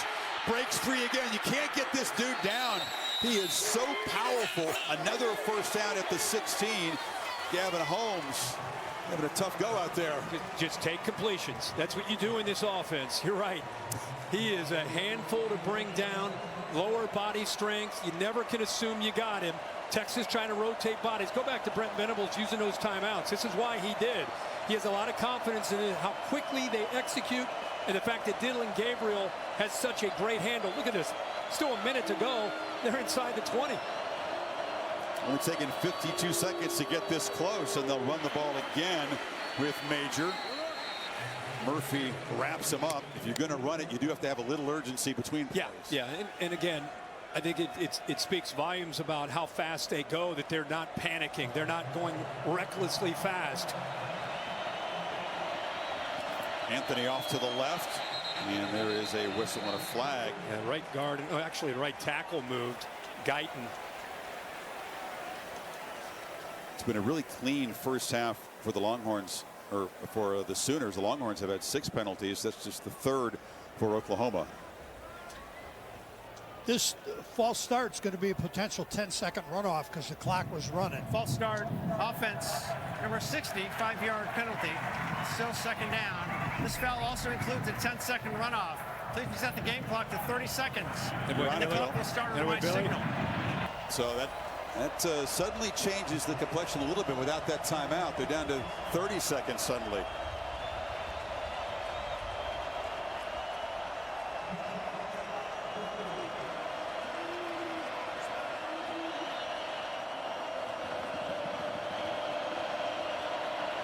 Walker motions out. Gabriel takes off, has a little crease, makes a man miss, still fights down inside the 10. He's short of the marker. The clock continues to run. Can't stop it with a timeout. What a great decision, and he has such acceleration. Now in 3rd and 2 from the pocket.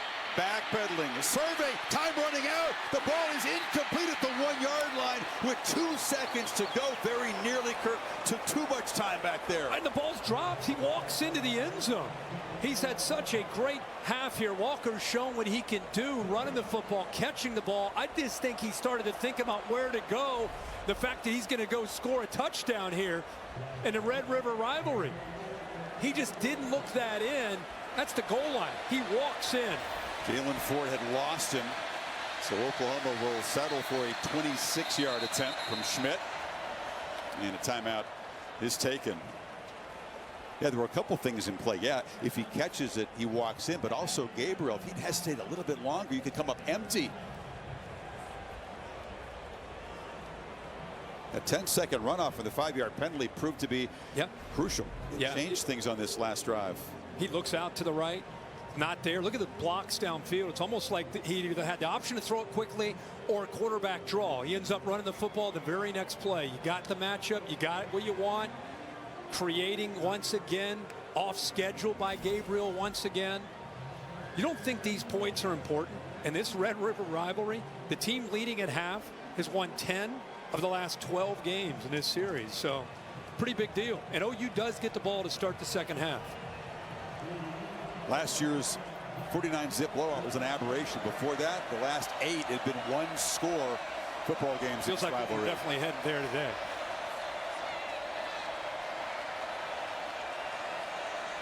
This time, Schmidt will deal with an angle from just inside the left hash.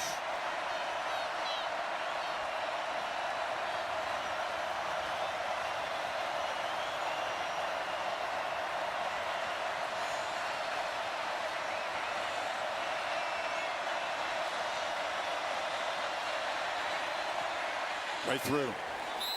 So in that frantic first quarter, neither offense really had much rhythm. That changed in the second quarter.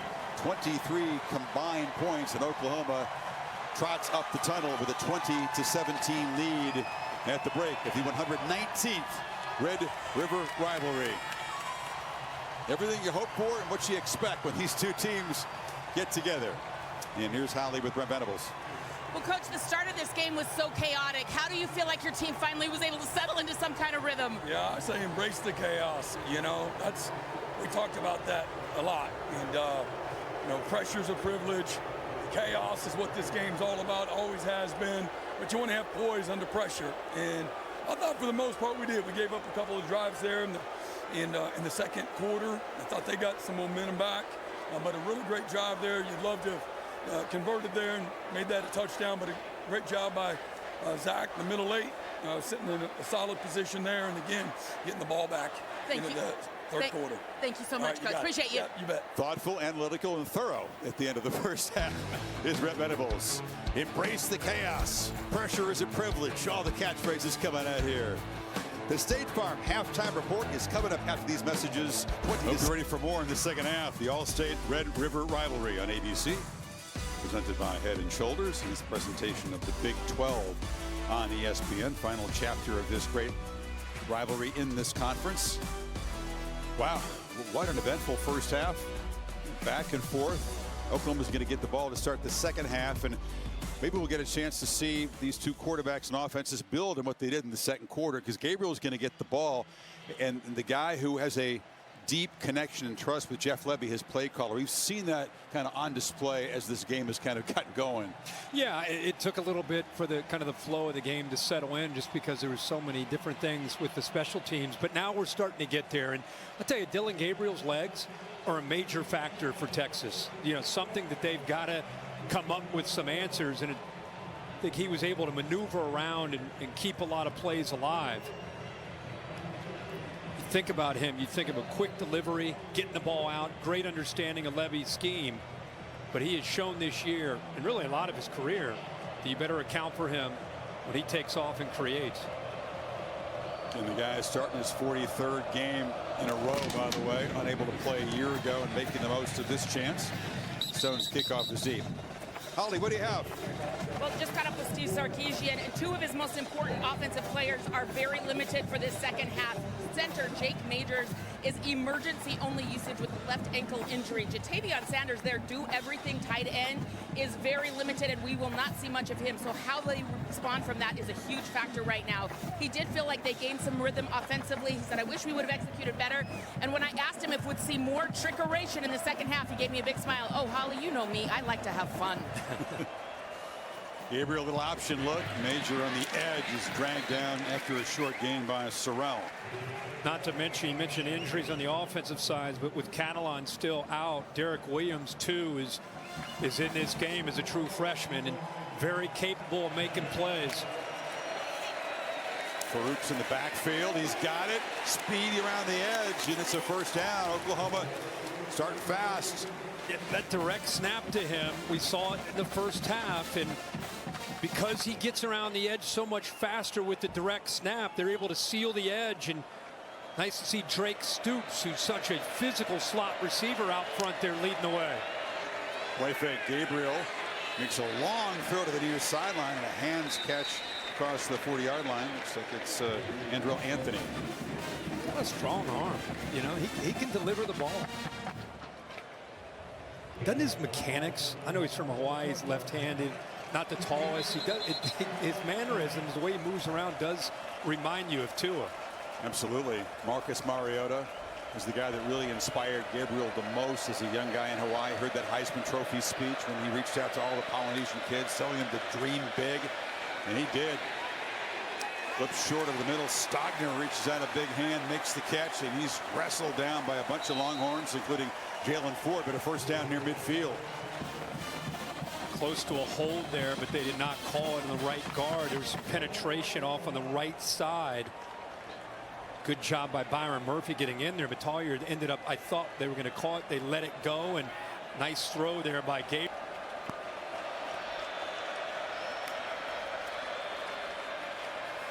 Gabriel on the slant.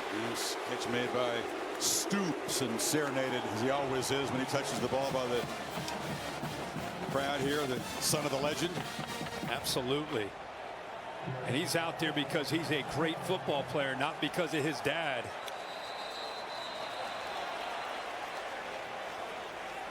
That hit caused the ball to come loose, and then he landed on top of it. It's an incomplete pass. Under further review. He got hit hard. Thompson, yeah. Yeah. I thought he maybe completed the process. The umpire was right there to call it a catch. Right into traffic. Has it initially, but what a hit there to jar that loose by, you said, Chris, Jaron Thompson, kind of the quarterback of that secondary. Stoops tried to sell it like he caught it darn well. The ball hit the ground and came up. I'll tell you, Kirk, we've seen it from the very first snaps of this game, and it's not a surprise, but it just reinforces what this rivalry is all about. Guys are hitting harder, arriving faster. It's no wonder some guys have gone down with injuries in this game with the tempo. Yeah, it's the hardest hitting game we've had a chance to be. We did a Texas-Bama game, but this has a different feel to it with how hard these safeties and linebackers are hitting people. We assume that replay is going to clean that up. Richard Brown is in the booth. It'll be 2nd and 10 back at the OU 49 after they do fix it. They got the stop near the end of the half. The Sooners defense forcing the field goal. They preserve time. Gabriel right down the field. Now a chance to build on the 3-point lead before Ewers gets the ball back. Incomplete pass. It will be 2nd down at the previous spot. You know, the middle 8 is something that Dabo Swinney popularized at Clemson when Venables was there, and now he's preaching it. The last 4 minutes of the first half, first 4 of the second half. If you own those 8 minutes, the chances are very good you win the game. He's trying to make that a reality here this afternoon again by building on this lead. Walker's the back. It is 2nd and 10 after the review.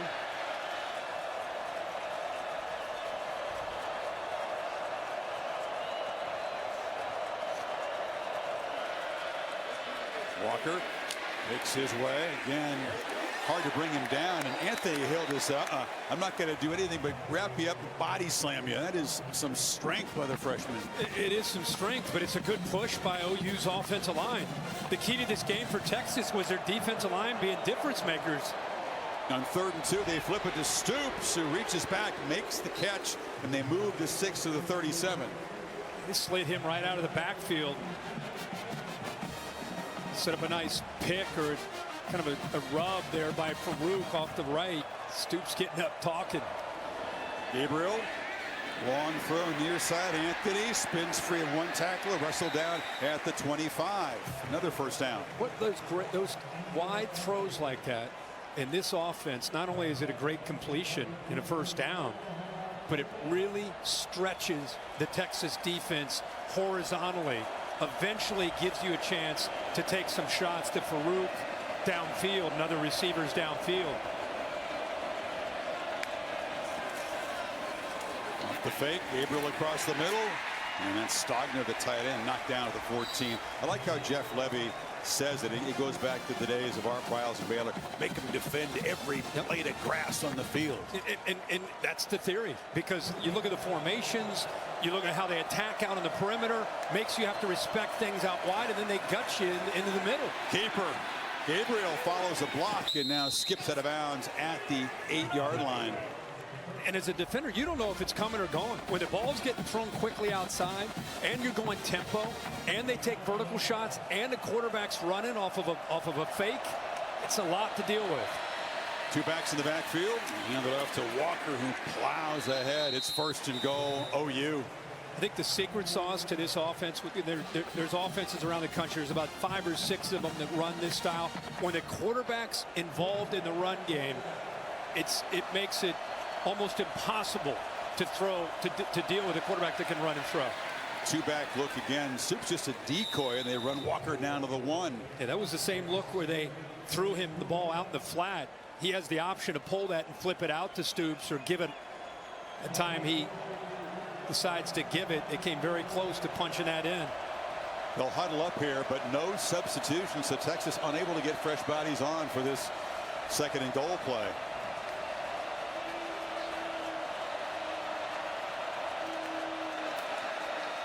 Walker. Touchdown, Oklahoma. They stretch the lead with their first possession of the 2nd half, taking 75 yards in 13 plays. Walter Rouse, the left side of this offensive line, they're just looking to push and create this hole. Good job here. Throw Stogner in there as well. Offensive line doing their job, and again, the tough running by Walker, who dropped that potential touchdown reception. This time is able to cross the goal line for the touchdown. So Sooners offense has scored in 4 straight possessions. 2 touchdowns, 2 field goals, and Texas with their largest deficit of the season, down 10 in Dallas.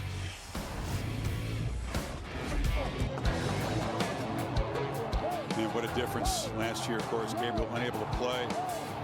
Davis, Bevel, the Pitt transfer, was thrown in there. They just couldn't get anything going on offense. And different story today with a healthy quarterback and a lot of balance. Yeah, what a incredible difference. 2nd year Brent Venables' system and recruiting and culture, and just making this team more representative of what he envisioned when he took over. Out rushing Texas today, which is a surprise given what they've done coming in. Robinson slips away from a few tacklers, and Keelan Robinson will be wrestled down to the 26. Zach Schmidt, the kicker, got down there and got involved. Ready, Kirk, Tuesday, dropping a puck in a new NHL season, a triple-header on ESPN. Preds in the Lightning, Blackhawks against Crosby and the Penguins, and then Vegas Golden Knights, defending champions, host the Kraken. Games on ESPN+. How the Avs looking this year? Bounce back here, I would think. Yeah. So plenty of talent. The Jackets are major bounce back. Hopefully they stay healthy. They're perennial bounce back. Come on, man. Ewers trying to get things going here. And they're down by 10 for the first time this season. They test the middle, and that's Danny Stutzman, who just swarmed in there. You know, Stutzman, not 100% today, Kirk, but fighting through it. I love to watch this guy play football. I mean, he is a throwback. In a weekend where Dick Butkus has passed away, and we're all thinking about him and his family, Stutzman is a linebacker that would make Dick very proud with how physical he is. Indeed. Ewers' a 2nd down throw. It's complete across the middle. And Gunnar Helm has been a key figure today. He talked about him having to pick up with Jatavian Sanders, not able to offer much. Makes another catch. It's 3rd and short now. That ball was very fortunate not to be touched by Stutzman and potentially intercepted. A lot of movement in the pocket by Ewers, and he throws from his left all the way back to the right. And I don't know if he didn't see Stutzman. And if he did, I mean, you're talking about an inch or 2 that he's able to avoid him. This is important. Texas got to get something going on offense. Their defense needs a rest on 3rd and 2. The catch is made by Sanders, who's back out there toughing it out, and big number 0 moves the sticks out across the 40. Watch Helm, who scored the touchdown, and to the right, look how open he is. He's got this. That shows you how much he loves Sanders. He's going to Sanders no matter what.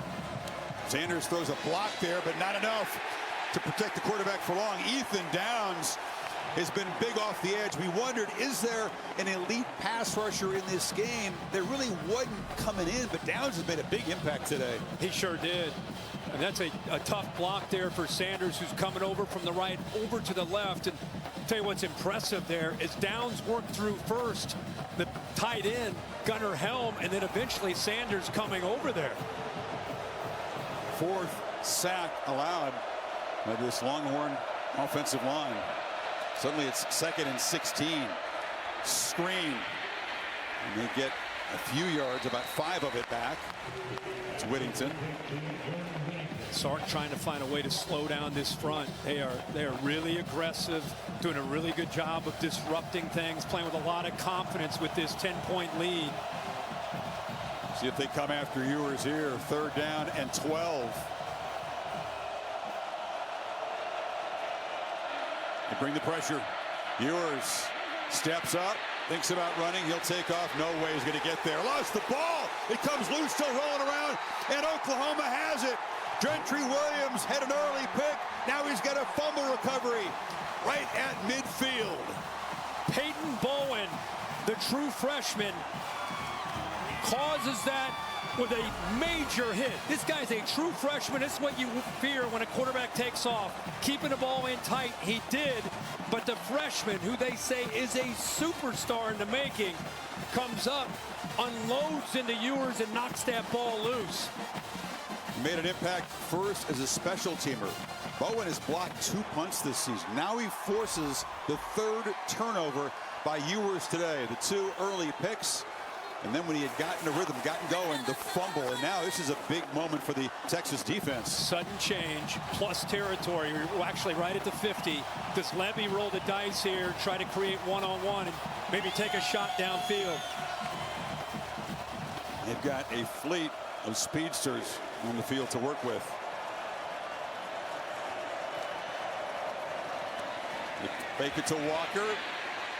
Gabriel rolls, gets around the quarter. Ooh, he's dragged down. Nice tackle by Jahdae Barrett in the open field to prevent a bigger gain. Yeah, I think one of the more underrated players on the Texas defense.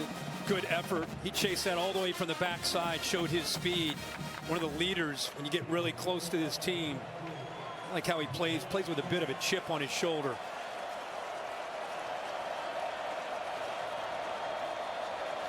Second. A lot of pressure on this Texas defense to step up after that turnover.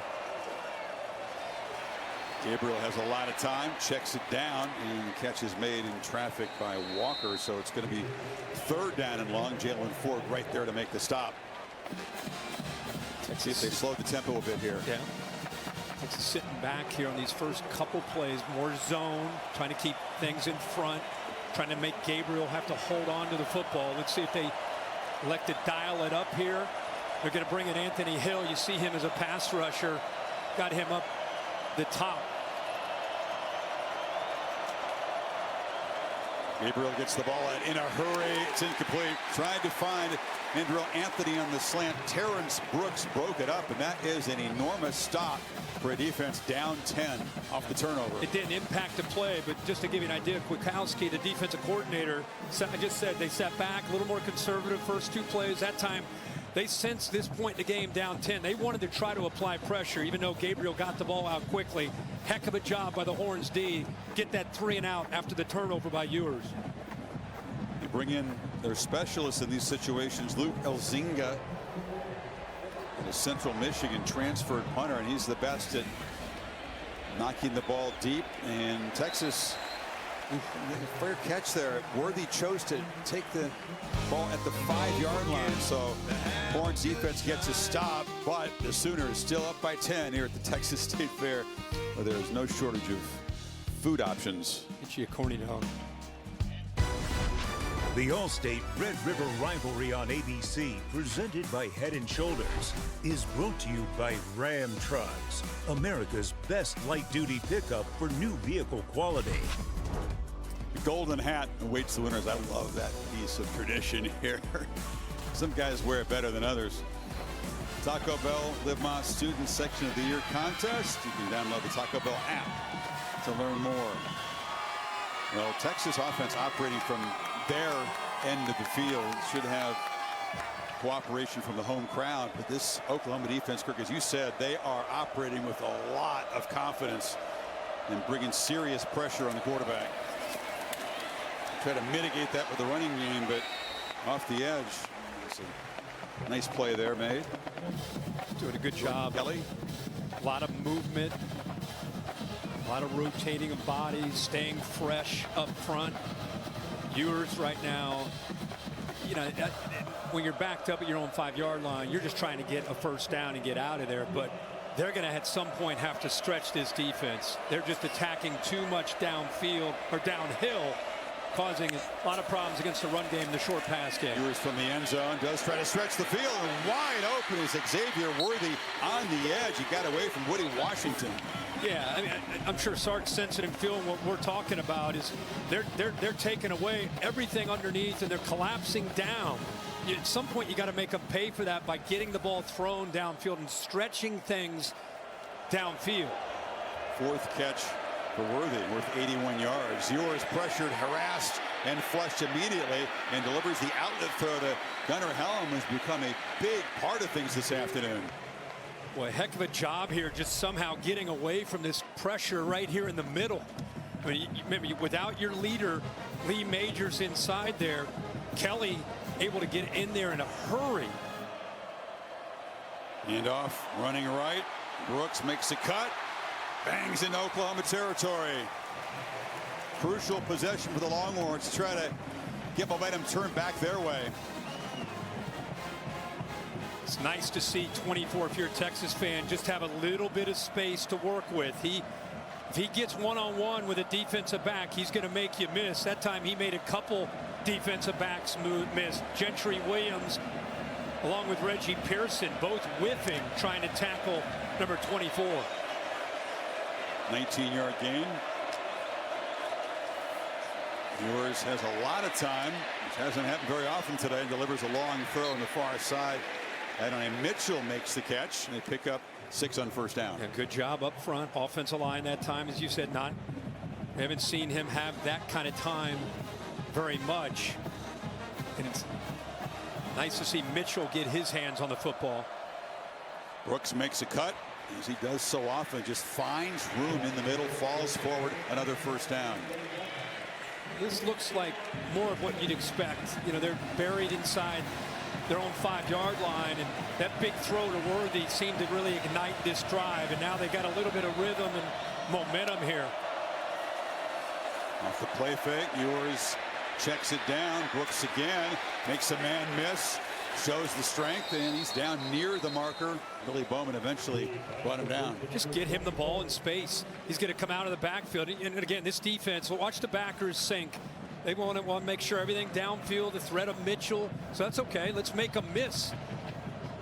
Wow. If he takes away Mitchell or the tight end behind, they're going to sink in coverage.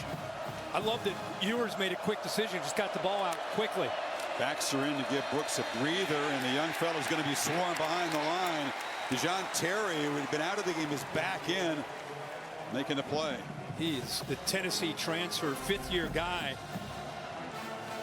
Usually known as a guy that just eats blocks, but with them reaching, see that offensive line working to their right, trying to reach. He's able to sneak in and penetrate into a gap. You need 6 on third. Let's see if Sarkisian is thinking about 2 plays to pick this up. Hand it off inside, and knocked down 2 yards short of the marker is Baxter. Canick got him down. So far, the offense is staying out there on 4th down. Yeah, he's reading McCullough on an RPO. The read gave him an indicator to hand that football off. Savion Red has come into the game. He's been the running back used frequently today as a wildcat quarterback, running and throwing. Texas, by the way, 3 for 3 on 4th down. Red's played a big role in that. And a penalty before the snap.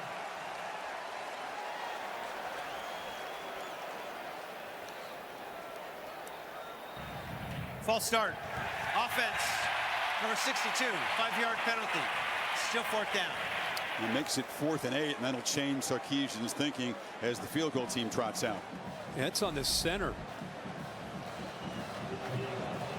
Robertson there. Again, filling in for Jake Majors, the top offensive lineman on this team, who was down with a leg injury early. So here comes Bert Auburn from 45. Made good on a chip shot earlier, but he's struggled in recent weeks from distances just like this. In a swirling wind, he drives it through. That's an important field goal for Texas as they cut it to a 7-point margin. 153 in the third. 67-yard drive. Ends in 3. College football playoff national championship trophy presented by Dr. Pepper. Hanging out here at the State Fair. I guess its home is what, Grapevine, nearby here within. That's right. Headquarters. Yeah. January 8th in Houston is the championship game. So Texas was backed up at the beginning of that drive, way back at the 5-yard line, moved it down the field. The big conversion to Worthy there got him in position, and Auburn drives it through to make it a 7-point game. Curtis Wilson on the All-State bus made an appearance in Dallas. Now he's headed up to Seattle here. What's your All-State good hands play this weekend? Oh, usually we're calling a night game, and it's easy to survey the whole country. Oh, wow. So we're going to go way back to 01 in a 7-3 game. Late in this game, Roy Williams, the Superman play against Chris Sims, knocked that ball into the air, and Teddy Lehman caught it in the air, secured victory for the Sooners and Bob Stoops. One of those special teams plays by Texas. They fielded the punt way down inside the 10-yard line. That set that up. Sooners back to work. Farooq finds the edge. Look out, he can fly. Knocked out across the 40, a couple of steps away from really busting loose. Boy, great job by these Oklahoma receivers. Drake Stoops, watch 12 out there. Nice block there. Good hustle downfield all around by that group. Nick Anderson, 4 involved. Batted away. Reaching up was Alfred Collins, the tackle. Well, we have not felt the presence of this Texas defensive front. We talked about this being a big factor in this game. How would Oklahoma deal with the Texas front? Jeff Levy and Dylan Gabriel have come up with a plan between the tempo and the different play calling.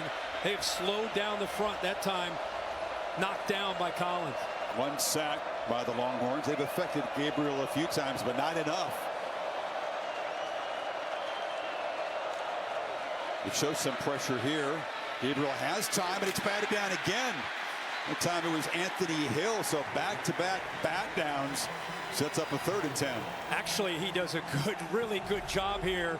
He can't get to him, so he just does what most good linebackers do. They play with instincts.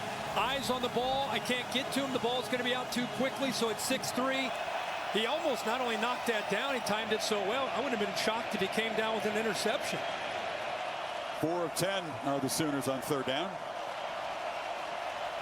Sawchuk is in the game.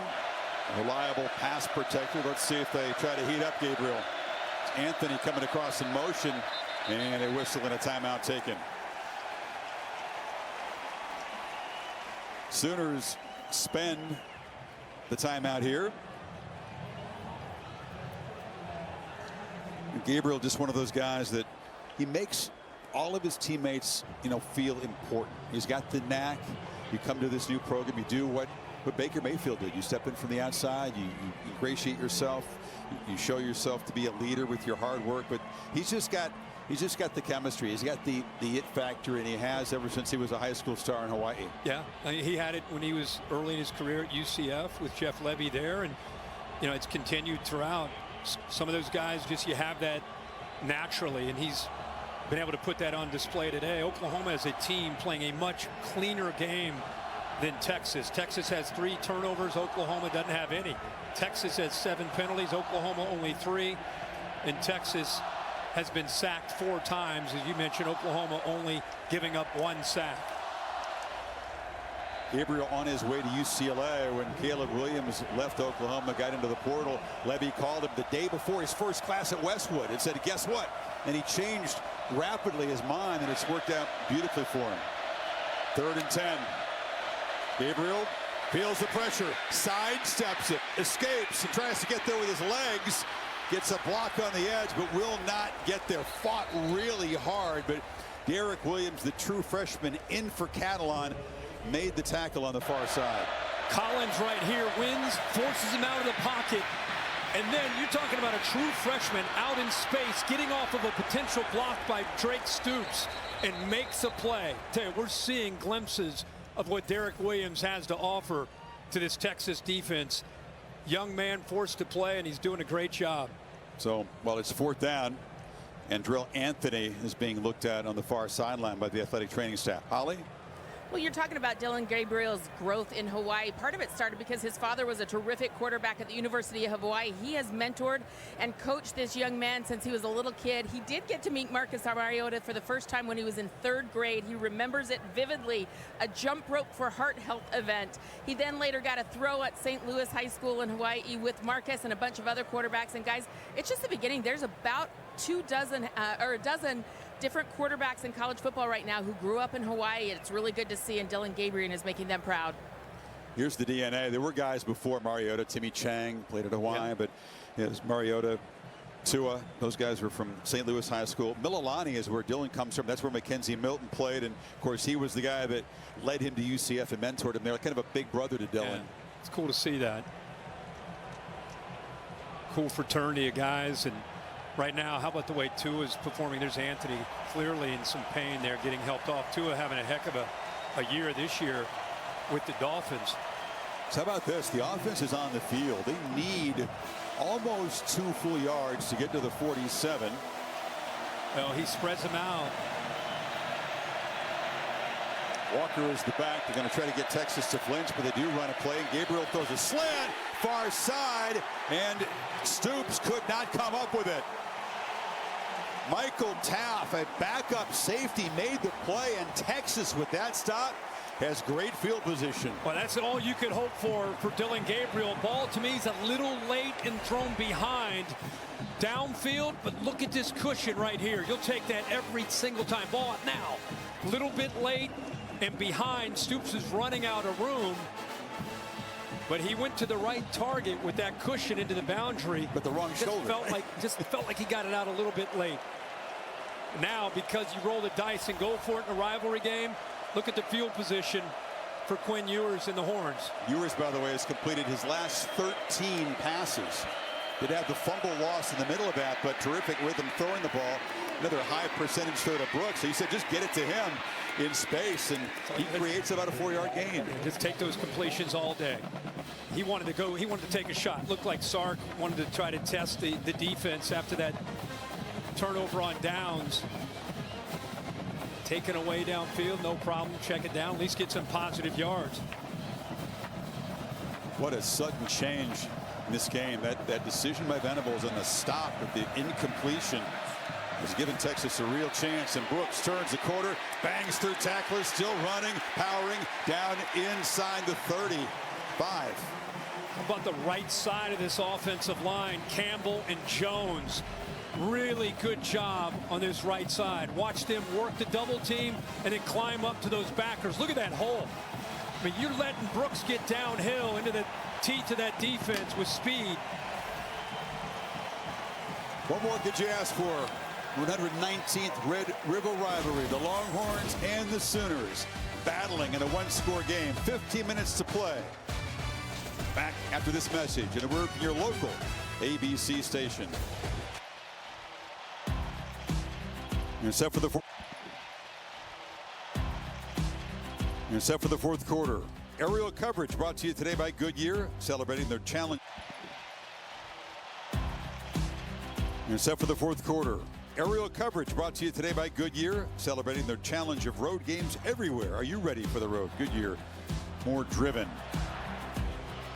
Which side, which individual going to make the plays here in this final quarter, be remembered forever? The great history of the Red River rivalry. Longhorns at the 34. And first down. Test the middle with Brooks, and that time he is stopped for no gain. That man Jordan Kelly, who's kind of on the depth chart, he came in fresh. He's been making a big impact last couple of seasons. Yeah, talking his talk too to the Texas team, letting them know.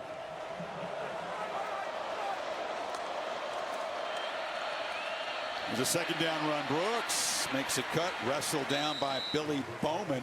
It'll be third down and about 5. Now, you could argue here as we start this fourth quarter in a 27-20 game with Oklahoma with everything at stake. This is as big a quarter of college football that we've seen all year with everything that's at stake. Biggest quarter these teams have played in a while. Right away, touch by Whittington's down to the 1-yard line. They played quick. They got him on a slant. And he found a nice crease in that zone. Exactly right. He finds a crease, and Oklahoma, the secondary with their eyes into the backfield. Right here is the culprit. Safety moves from the middle over to the hash, and a good job of recognizing that and getting the ball out quickly. Pressure was coming from his blind side, but he bites onto the fake to give Ewers just enough time. You're going to like this, Kirk. Big Byron Murphy and T'Vondre Sweat, those studs of the defensive line, have been brought into this game to enhance the beef lining up in the backfield. And they hand it off to Brooks. Behind all that, they couldn't create enough space. He stopped for nothing. Boy, good job of working around that. See all that size, no problem. He's going to get downhill and work around that. That's a great job by Kip Lewis, the redshirt freshman. Redshirt freshman. He just threw his body in between all those 300-pounders and made a great play. Now they go to the I formation. In the fullback position, it's Murphy in front of Brooks. Takes the pitch. And they're trying to push the pile. They won't get there. Hassan McCullough on the stop, and the Sooners really making him earn this final yard. Hey, McCullough takes the fight to Murphy. He's not the biggest guy, but watch this hit. There's Sweat right there, but watch this collision right here. Instead of sitting back waiting, bang, he hits him and blew that play up. That's a heck of a job. The IU transfer. Guy that's been asked to play in space, kind of as a hybrid that time, going back to his old familiar down in the trenches. Still going with the jumbo formation. They haven't gained an inch in 2 plays. Brooks again. And again, they've got him behind the line. Oklahoma rises up with Danny Stutzman combining with Hassan McCullough. It's 4th down and goal. Well, as big as you are, if you don't block this guy, you're not going to score running up the middle. Nobody picks up Stutzman, who's the ball hawk, the guy that makes all the tackles on this team. Smart, tough, instinctive. And you may have all that size, but you become very predictable when you go 3 straight trying to run behind the big boys. That didn't work at all. 3 plays, they lose a yard. Another 4th down play for the Longhorns. Got to hurry here. Play clock at 4. They're trying to throw for it. Worthy! Stop short! 4 plays from the 1. They can't get in. An Oklahoma goal line stand that just became part of the lore of this rivalry. Billy Bowman got there. Wow, what a moment.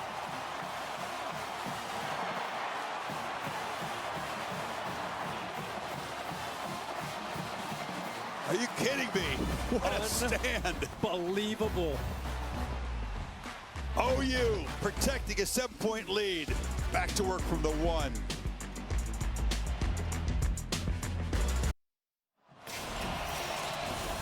They reviewed it, and the call stands. Worthy was getting grabbed around the neck by Billy Bowman. His rear end hits the ball. Is really close to breaking the plane right by. You're talking inches, and a huge stop. Mentioned 4 times from the 1. That's how you build culture for a guy in his 2nd year of being a head coach. But if you're Gabriel in the shotgun, halfway deep in the end zone with Walker to your left, you got to be super careful. This again is the noisy end. The Texas crowd breathing down Gabriel's neck here.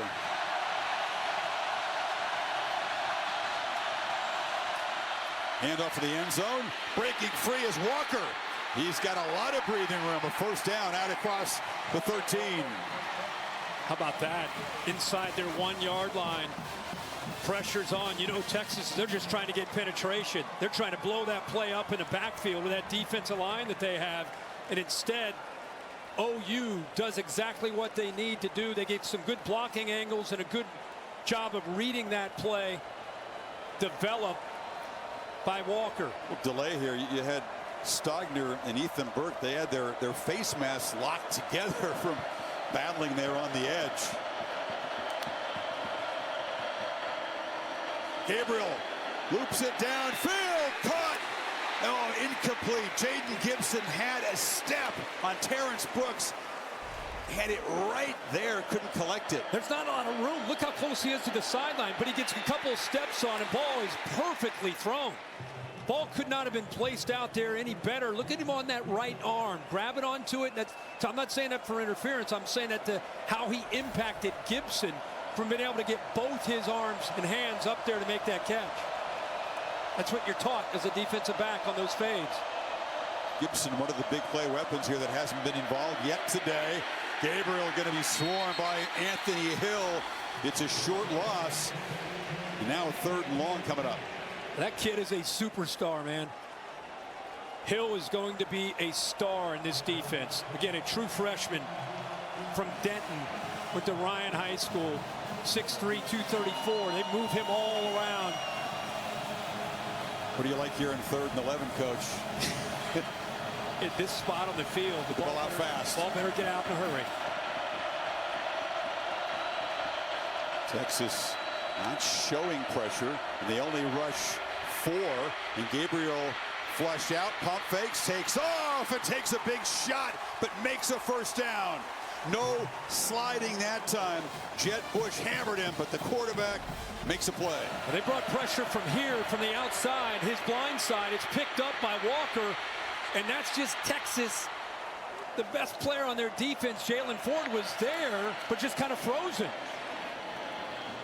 Leaping attempt by Gibson. That time it's incomplete. A 12-yard scramble on 3rd and 11 to keep the football up 7 in the 4th quarter. One of the big keys for Texas was we got to keep Gabriel in the pocket, especially on 3rd down. We cannot let him create. It's one thing to say it. It's another thing to go out there and have to execute. You're worried about your left. You're worried about your right. You're worried about the pass. And then here he comes. So twitchy in space.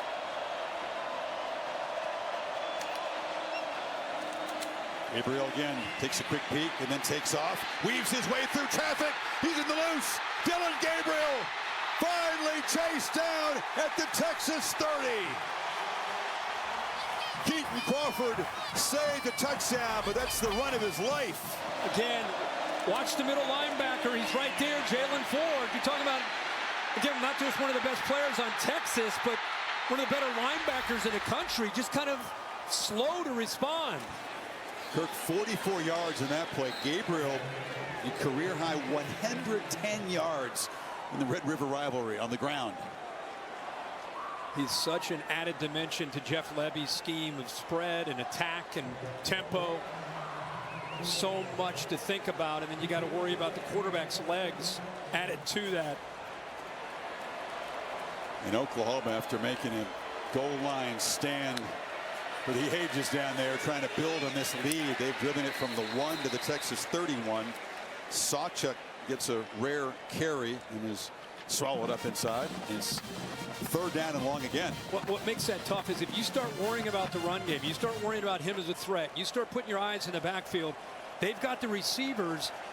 And if you leave a one-on-one, we saw Jaden Gibson had a one-on-one chance against Brooks. It was a great route, great throw. He just unable to hold on to it. But when you start worrying about him taking off and running, you're going to give yourself up to potential one-on-one shots downfield vertically. Very much in fringe field goal range for Schmidt if they don't gain a yard here in 3rd and 10. But it's Stogner making the catch. They get closer. He's a few yards short as Jaron Thompson got into the ground. There's an Oklahoma lineman still down on the field there. Looks like it's McCade Toyer, a right guard. But that pass designed to set up Schmidt in more comfortable field goal range. What a drive. Backed up to the 1, muscles it down the field, 72 yards to set up a field goal try here. Back here in Dallas, the Card taking McCade Matar, the 5th-year senior guard, off. His entire teammates coming across to wish him well. Poignant when it happens to a senior, one of the guys who's started for 3 years in the middle of the offensive line. Texas fans joining Oklahoma fans, by the way, on their feet to applaud the big fella. 4th and 5, they will kick the field goal here.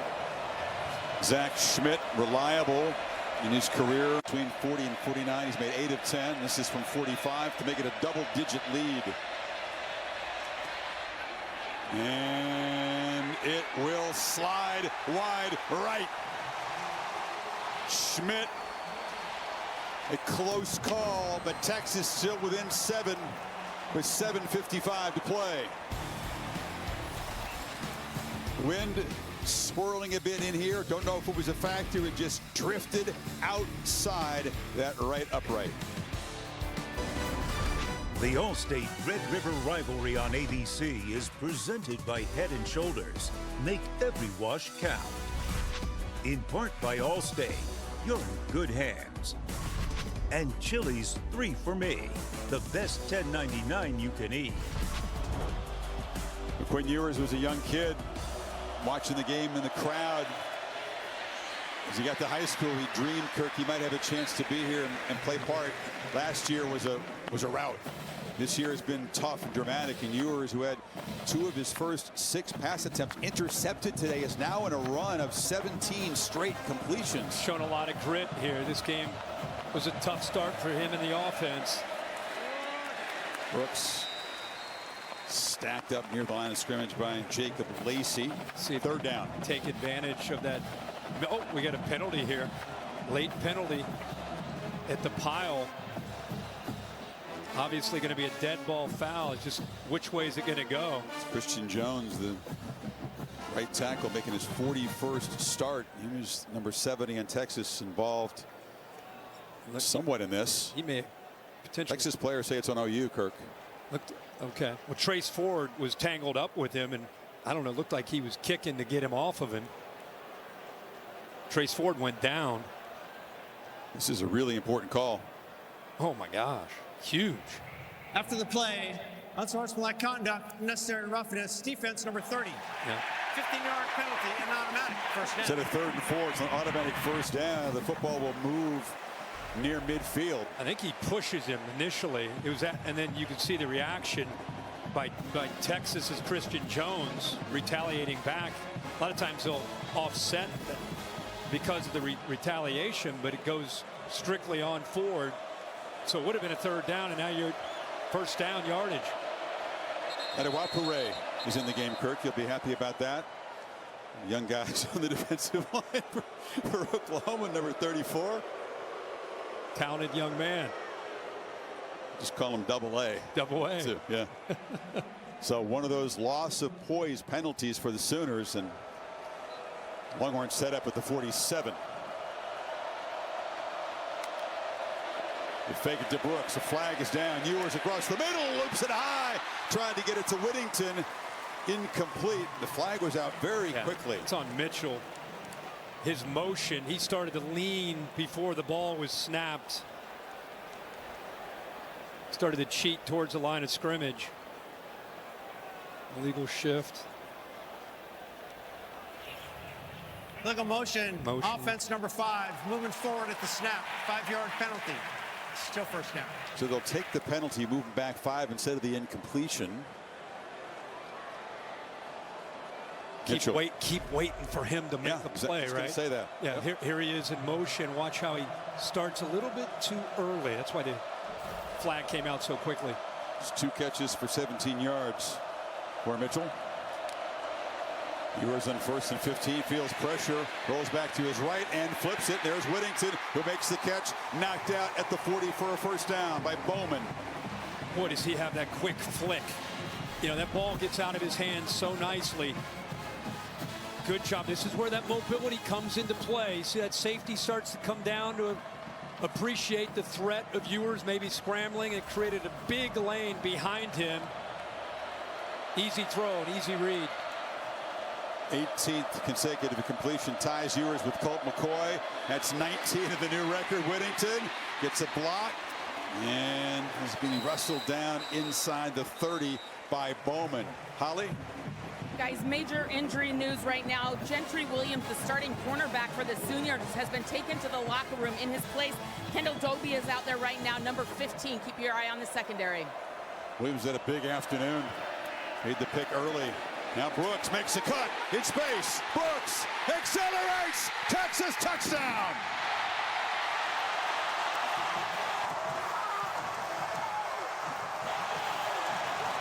Jonathan Brooks having a Bijan Robinson type afternoon. Pick it up for the Longhorn great left Left off, 29-yard touchdown, a point away from tying this football game. You got to win on the edge. Ogbo in, number 80 at tight end. He's a glorified offensive lineman. Look at the patience and then able to get upfield vertically. That is just Jonathan Brooks in a nutshell, and he points to that forearm of his, appreciating his late father. Auburn, low kick, drives it through. So Texas, off that narrow miss on the field goal, takes it 73 yards and 5 plays, and honoring his father with a touchdown that you know must be appreciating. Tie ball game. All right, thank you guys. Fierce, physical, what you'd expect. This feels like two heavyweights. Texas earned that status by winning earlier at Alabama. Oklahoma still ranked outside the top 10, trying to show that it belongs in that conversation. And this is Farooq from the 3. Jalil Farooq. Ooh. Flashes that speed. Will Stone, the kickoff man, had to force him out of bounds. Back to the touchdown. Let's go back to this. And again, Jonathan Brooks with the patience, some great blocks, lets the blocks set themselves up. He's emerging as one of the top running backs to be in college football, and what he's been able to do, balancing out this offense with Ewers in his passing game. Look at the emotion. This kid plays with a lot of composure. Had the 2 turnovers early, fought through it. There you see his emotion, and there's Jonathan Brooks pointing to that date, 3/18/22, when he lost his dad. Spire performance. This is Stoops on the end around, makes a cut, and dragged down after a solid first-down game. Walker made a block on the edge. This is where legacies are built, right? Rivalry game, 27-27, under 6 minutes to go. Both teams undefeated. Oklahoma had a chance to go up double digits. That narrow miss on the field goal. Now it's a tie game and a swarming play. T'Vondre Sweat got out to the edge, got Walker to the ground, and now it's 3rd down and 5. Boy, that's a great job of getting off the block. You know, such size, a double team. See how he extends with his arms, sheds the block. Again, you got to keep in mind he's 362 pounds to be able to be that nimble and quick and being able to get off that block. Gabriel dealing with the noise at this left end of the stadium. Sets and delivers, but a high fastball, and Stogner couldn't come up with it. Gabriel and this offense, Kirk, have not been able to click in some crucial potential conversions here in the 4th quarter. Yeah, when you're on the right hash and you go into the boundary, there's just not a lot of room to work. And you got to get that ball out in a hurry. And instead of it getting out on time, he makes up for it by throwing it with a lot of velocity. Tough ask for Stogner to worry about, am I going to get my feet in? And then here comes a 95-mile-an-hour fastball coming right at you. There's Xavier Worthy awaiting the punt of Josh Plaster. Special teams have been not just important, but adventurous today. Plaster kind of bobbled the snap. It's a low kick, which will bounce.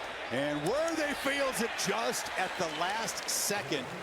Bearing down on him was Peyton Bowen, that freshman special team star. A risky play for the veteran and a crucial 50-yard punt for Plaster. Boy, Bowen blocked those 2 punts earlier. He's got a bright future. He was hoping that Worthy might try to put his hands on it. Mentioned legacy, Skirt. Here we go. Now it's Ewers' turn. A disastrous start to this game. He's recovered nicely. Got a record string of consecutive completions going, 19 in a row. 4:49 to play in regulation. He's got Brooks, the hot hand behind him. They fake it to him. Ewers launching downfield for Worthy. Coming back, and it's broken up beautifully by Woody Washington. Longhorns wanted a flag. There isn't one. Well, I think Worthy, if he would have stopped running downfield and worked even harder back to the football, he could have drawn a potential penalty. There's contact there. Bill, what do you think? I mean, super slow-mo, it looks like obvious pass interference, but in real time, what do you think? Real time, I thought it was a good play, but watching that angle there, he got into him early with the body, even though he turned back for the ball. Worthy this time settles in the zone, makes the catch. The string is snapped at 19 straight completions, but Ewers shakes it off right back to work. Yeah, that's who he is, right? Comes right back to an RPO, gets the ball out in a hurry. Should mention, Key Lawrence is no longer playing safety. He's now playing corner. Ewers right there again finds a man open. It's Worthy in space, picking on the man you mentioned. Yeah, that's what the reason I bring that up is he's a safety. This is a really tough thing to ask of a safety, to be out there on an island. If Quinn Ewers and Sark are smart, I think they attack him, especially if you don't have safety support behind him. Playing fast, Ewers looking to launch again, and now he'll just check it down. Brooks on the edge, plows forward there at midfield, picked up another nice chunk on first down. Holly mentioned Dolby going in for Gentry Williams. Now that Dolby's on the sideline, they've moved Lawrence in there. And when you're a safety moving to corner, now Dolby actually comes back into the game. Brooks, patient, very patient, finally will muscle right near the marker. Interesting how you play this snap. Oklahoma's got a couple timeouts, 3.5 minutes. The clock can move pretty quickly with the new rules. Outside of 2 minutes here. How much of in a hurry does Sark want to be at this moment? I don't think he is. Oklahoma spent one of their timeouts earlier. You stay with your game plan. You know, you're mixing up the tempos. Brooks cuts forward, falls forward for about 4. It's still some big-time collisions going on down there. Instead of Stutzman, that time it's Kennick meeting him in the hole, but positive yards for the Horns on that 1st and 10 play. We're playing with tempo here, believing they got the Sooners defense kind of on the ropes. On the slant, Worthy makes the catch, absorbs a hit from Bowen, holds on, and it's a first down to the 35. Yeah, they used motion, and I think that affects things. Stutzman ends up coming down. You see this motion by Sanders. Now watch Stutzman blitz here. Good job seeing that by Ewers. Look at that vacancy right behind that blitz. Saw the collision, as you said. It's been featured from the first snap, and Bowman took the shot from the receiver. He tried to get up and play through it. Then he just went down to one knee. Already very depleted in the secondary. You know, this is exactly what you expect to see, as so many games before it in these series. Hard hits, wild plays, wacky stuff. A number of plays that could potentially be part of the lore and legacy of this game and these individual guys. And now here we go. 2.5 to go. Texas on the march. 2.5 to go. This is not a point in the game where you're worried about, hey, let's kill some clock. Now, if you get down inside the 20 and you start to put that point, think about maybe that consideration. But right now, that is not the case at all. They're just trying to continue to execute. Been so impressed with Quinn Ewers today. You know, playing quarterback is not just about throwing it around in shorts and a t-shirt. You know, when he was in high school, he got a lot of fanfare, a lot of recognition. When you really earn your stripes as a quarterback, a guy, you think of any NFL guy who's become a legend, it's what you do in these kind of moments. Leading a football team, going through, throwing a couple picks early, withstanding that, enduring that, and continuing to play with poise. That's what we've seen today from number 3. Longhorns asking for quiet from their crowd. Bowman taken to the sidelines. And first down, Ewers is going to be swallowed up and sacked. Jacob Lacey, the Notre Dame transfer, 6th sack. Yeah, they slant this defensive line right through this gap right here. Affects the communication. He kind of gets lost there. Keep in mind now, you got the backup center, who, by the way, has done a heck of a job. Connor Robertson in for Jake Majors. First time we've really seen some penetration there, and it was the slant. Good call there by Brent Venables. Using the depth on this defense, something they didn't have a year ago. Worthy on the edge, gets a couple blocks, cuts, and that was a nice play. Cutting inside was Peyton Bowen, that freshman, to prevent a bigger gain. Here we go. 3rd down. Not in field goal range yet. They need 9. A lot of rotating, continuing the rotation of the bodies up front for Oklahoma. They need to affect Ewers by getting penetration, trying to get him off his spot. Mitchell down here. We keep calling for him, Chris, down here at the bottom. Going to get a timeout. Oklahoma will spend a timeout. Clock ticking down. Ball's at the 35. That would make it about a 52-yard field goal attempt for Bert Auburn. He wasn't trying it from that distance in warm-up. Anything sort of beyond 45, 48 yards is tricky. Here's the Goodyear college football rankings. Have been talking about that Ohio State battle, but they pulled away now, 20-point lead against Maryland. Yeah, you knew Maryland had the offense to potentially challenge Ohio State, but looks like they've settled in. Florida State, Virginia Tech coming up next on ABC. To see at the bottom, it's one of those days you just kick your feet up and watch college football all day, like every Saturday. Notre Dame and Louisville coming up later tonight. Irish getting challenged for the 3rd week in a row. Ohio State game, the Duke game last week, and now on the road against undefeated Jeff Brom in Louisville. The Texas offense out there. Sooners still huddled up with Venables in their sideline. So they spent the timeout there and have one to work with the rest of the way.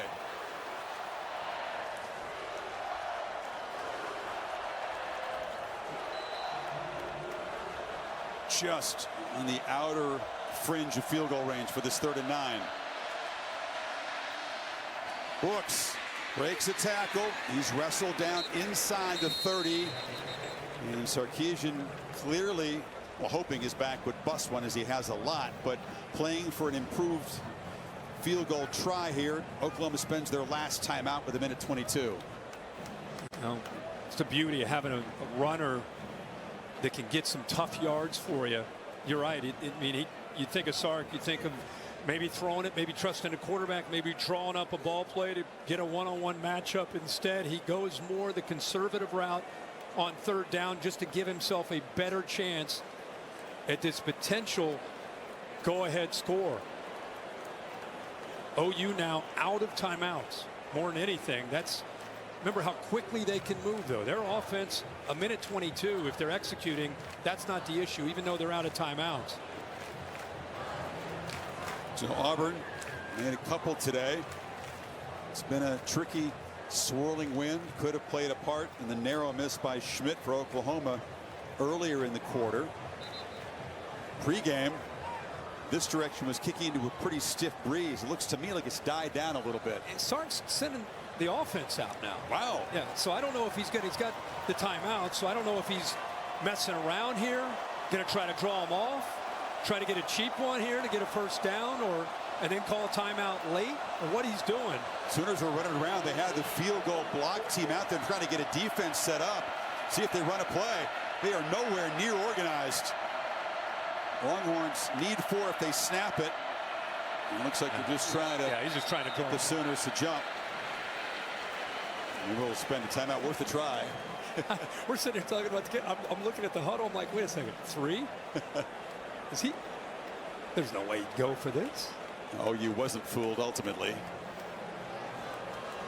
Well, this is why you practice, right? You're over on that far field as a specialist during those dog days of summer, over there working, focused, getting ready for this kind of opportunity. You dream about this opportunity as a kicker. You hope it comes down to a tie game, and there's Sark talking to him. Quarterbacks have their dreams. Jeff Banks Kickers have their kind of dreams too. Yeah. Sark was with him pre-game, trying to loosen him up, and still confidence. You know, Auburn has missed a couple in recent weeks. He's been solid so far today. Dead center from 47 yards to put the Longhorns in front with 1:22 to go.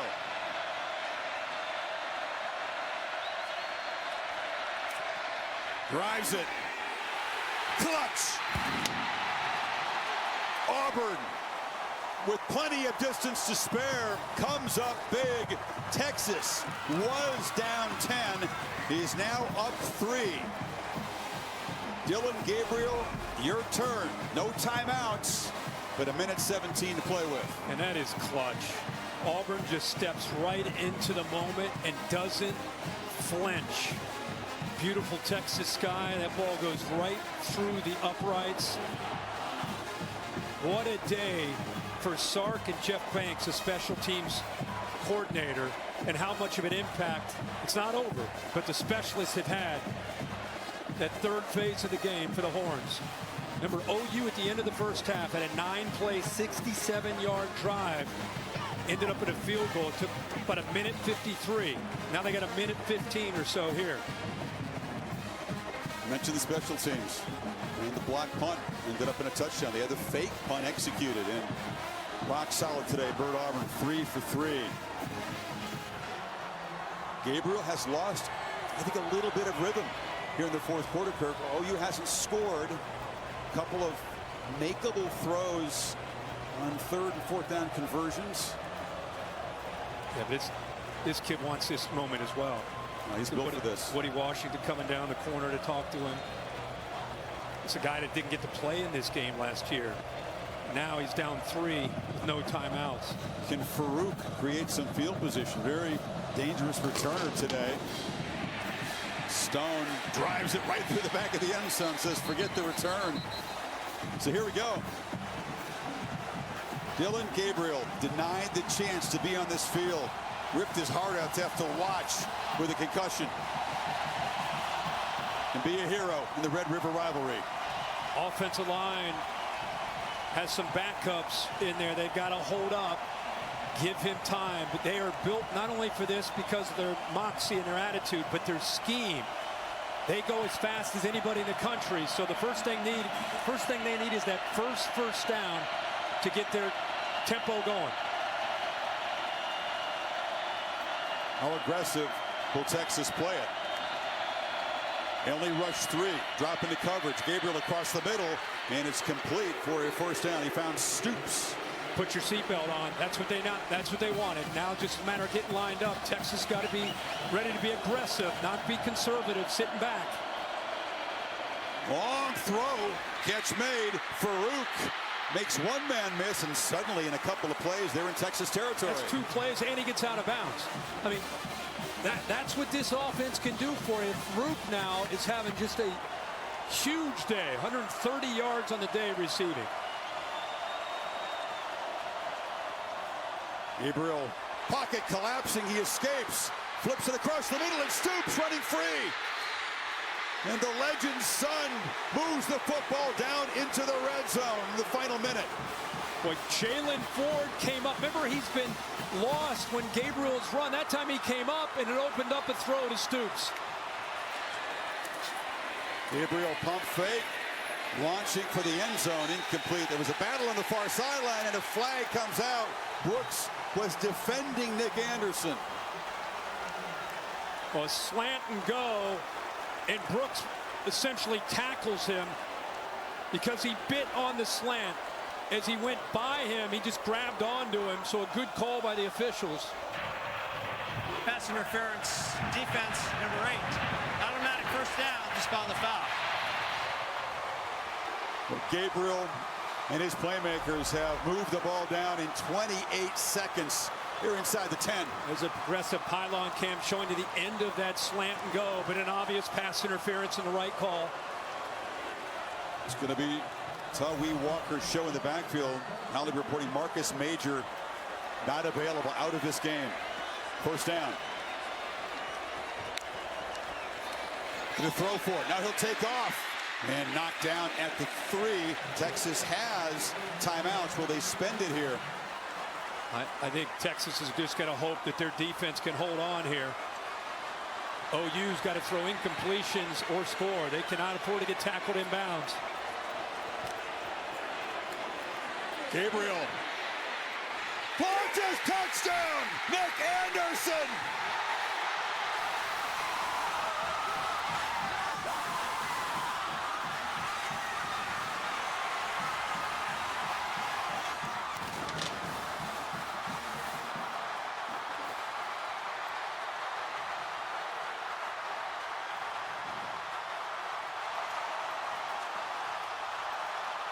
His first catch of the football game. Younger brother of Rodney Anderson, former Oklahoma running back, has put the Sooners on top with 15 seconds to play. Epic drive by Gabriel.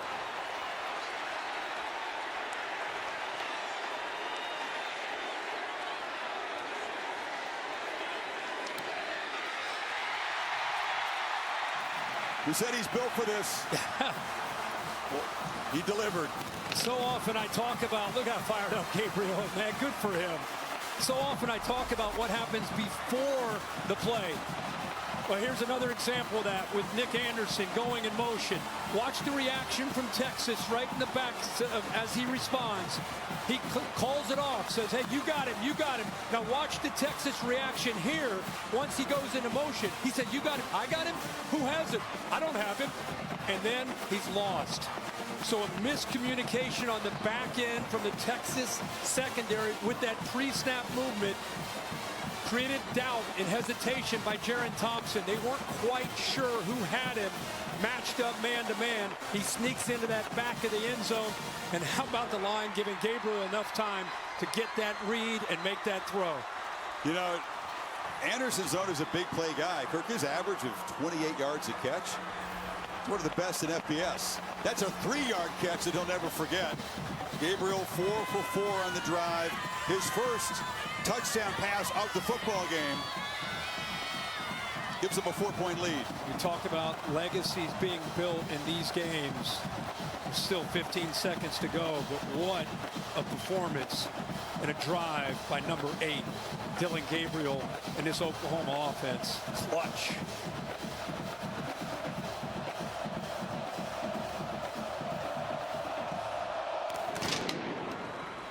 They didn't come after him early in the drive. They dropped 8 into coverage. He was able to get the ball out pretty calmly, get the drive going, and crank that tempo.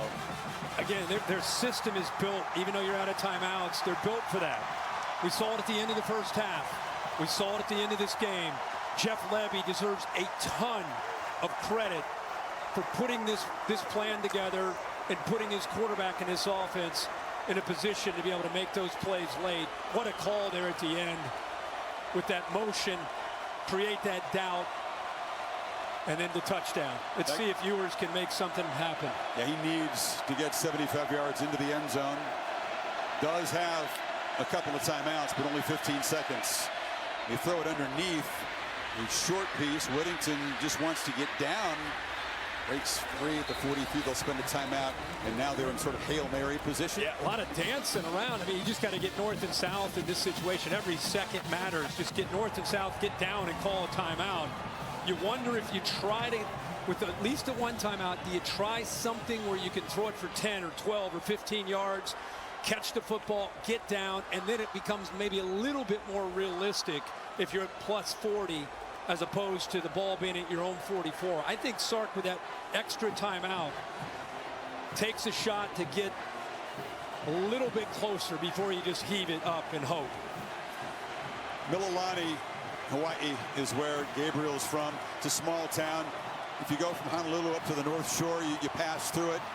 It's a kind of a bucolic setting. He goes from there to UCF, plays 3 years, is going to go to UCLA, gets rerouted to Norman, couldn't play here a year ago. You could write a screenplay about his story alone, but also just about this game. Last play coming up. Can Ewers conjure a miracle? He's got to, I mean, if he wants to throw it over here, he's got obviously a chance to just get some yards. They could go left. They'll go underneath here. They use 4 seconds, 2 remain, and the ball's at the 44. Yeah, there's the call right there. Smart. Sark's now going to use that last timeout. By the way, this is one of those games you want to see the 5th quarter. You know, and it's like with the new Big 12 without the divisions, you probably, chances are you're going to get it in the Big 12 championship game. So you want to see a sequel? 4 quarters, 20 miles west of here in Arlington? Yeah, that's right. West Virginia's in the mix. Yeah. West Virginia doesn't play Texas. They do play Oklahoma, but yeah, you wouldn't bet against these two teams being the top 2. No division course. What a battle. What I love about this battle is there's ebb and flow, and it's like, okay, one team's going to pull away. No, this team that faces some tough times and some obstacles and some adversity, they come storming back, and then it looks like they're in control, and then the other side comes back. So, man, what a game to grow from for both these teams. They used to call it the bronze hat, but that didn't fit. This is OU in Texas, and then they turned it into the golden hat, and it's been going since World War II era. It comes off that thing, and it is put on the head. And it's the photos and the social media. It's going to be everywhere. You've earned the right to put that hat on today if you emerge victorious and Red River rivalry number 119. So you got off to the right, you got Mitchell, who's 6'4", Sanders is over there, he's at 6'4". All the OU defenders, or a lot of them, 6 of them, standing on the goal line waiting for the throw. Ewers hoping for time to launch. They come after him. Does step forward. Hit as he throws. A high ball near the goal line. Broken up. Batted down. Oklahoma wins it.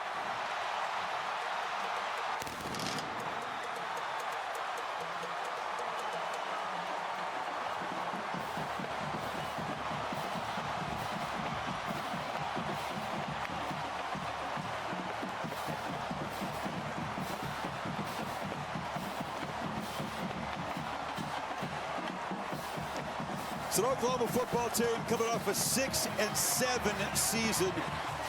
In year 2 for Venables, he said, I don't know if we're a championship team.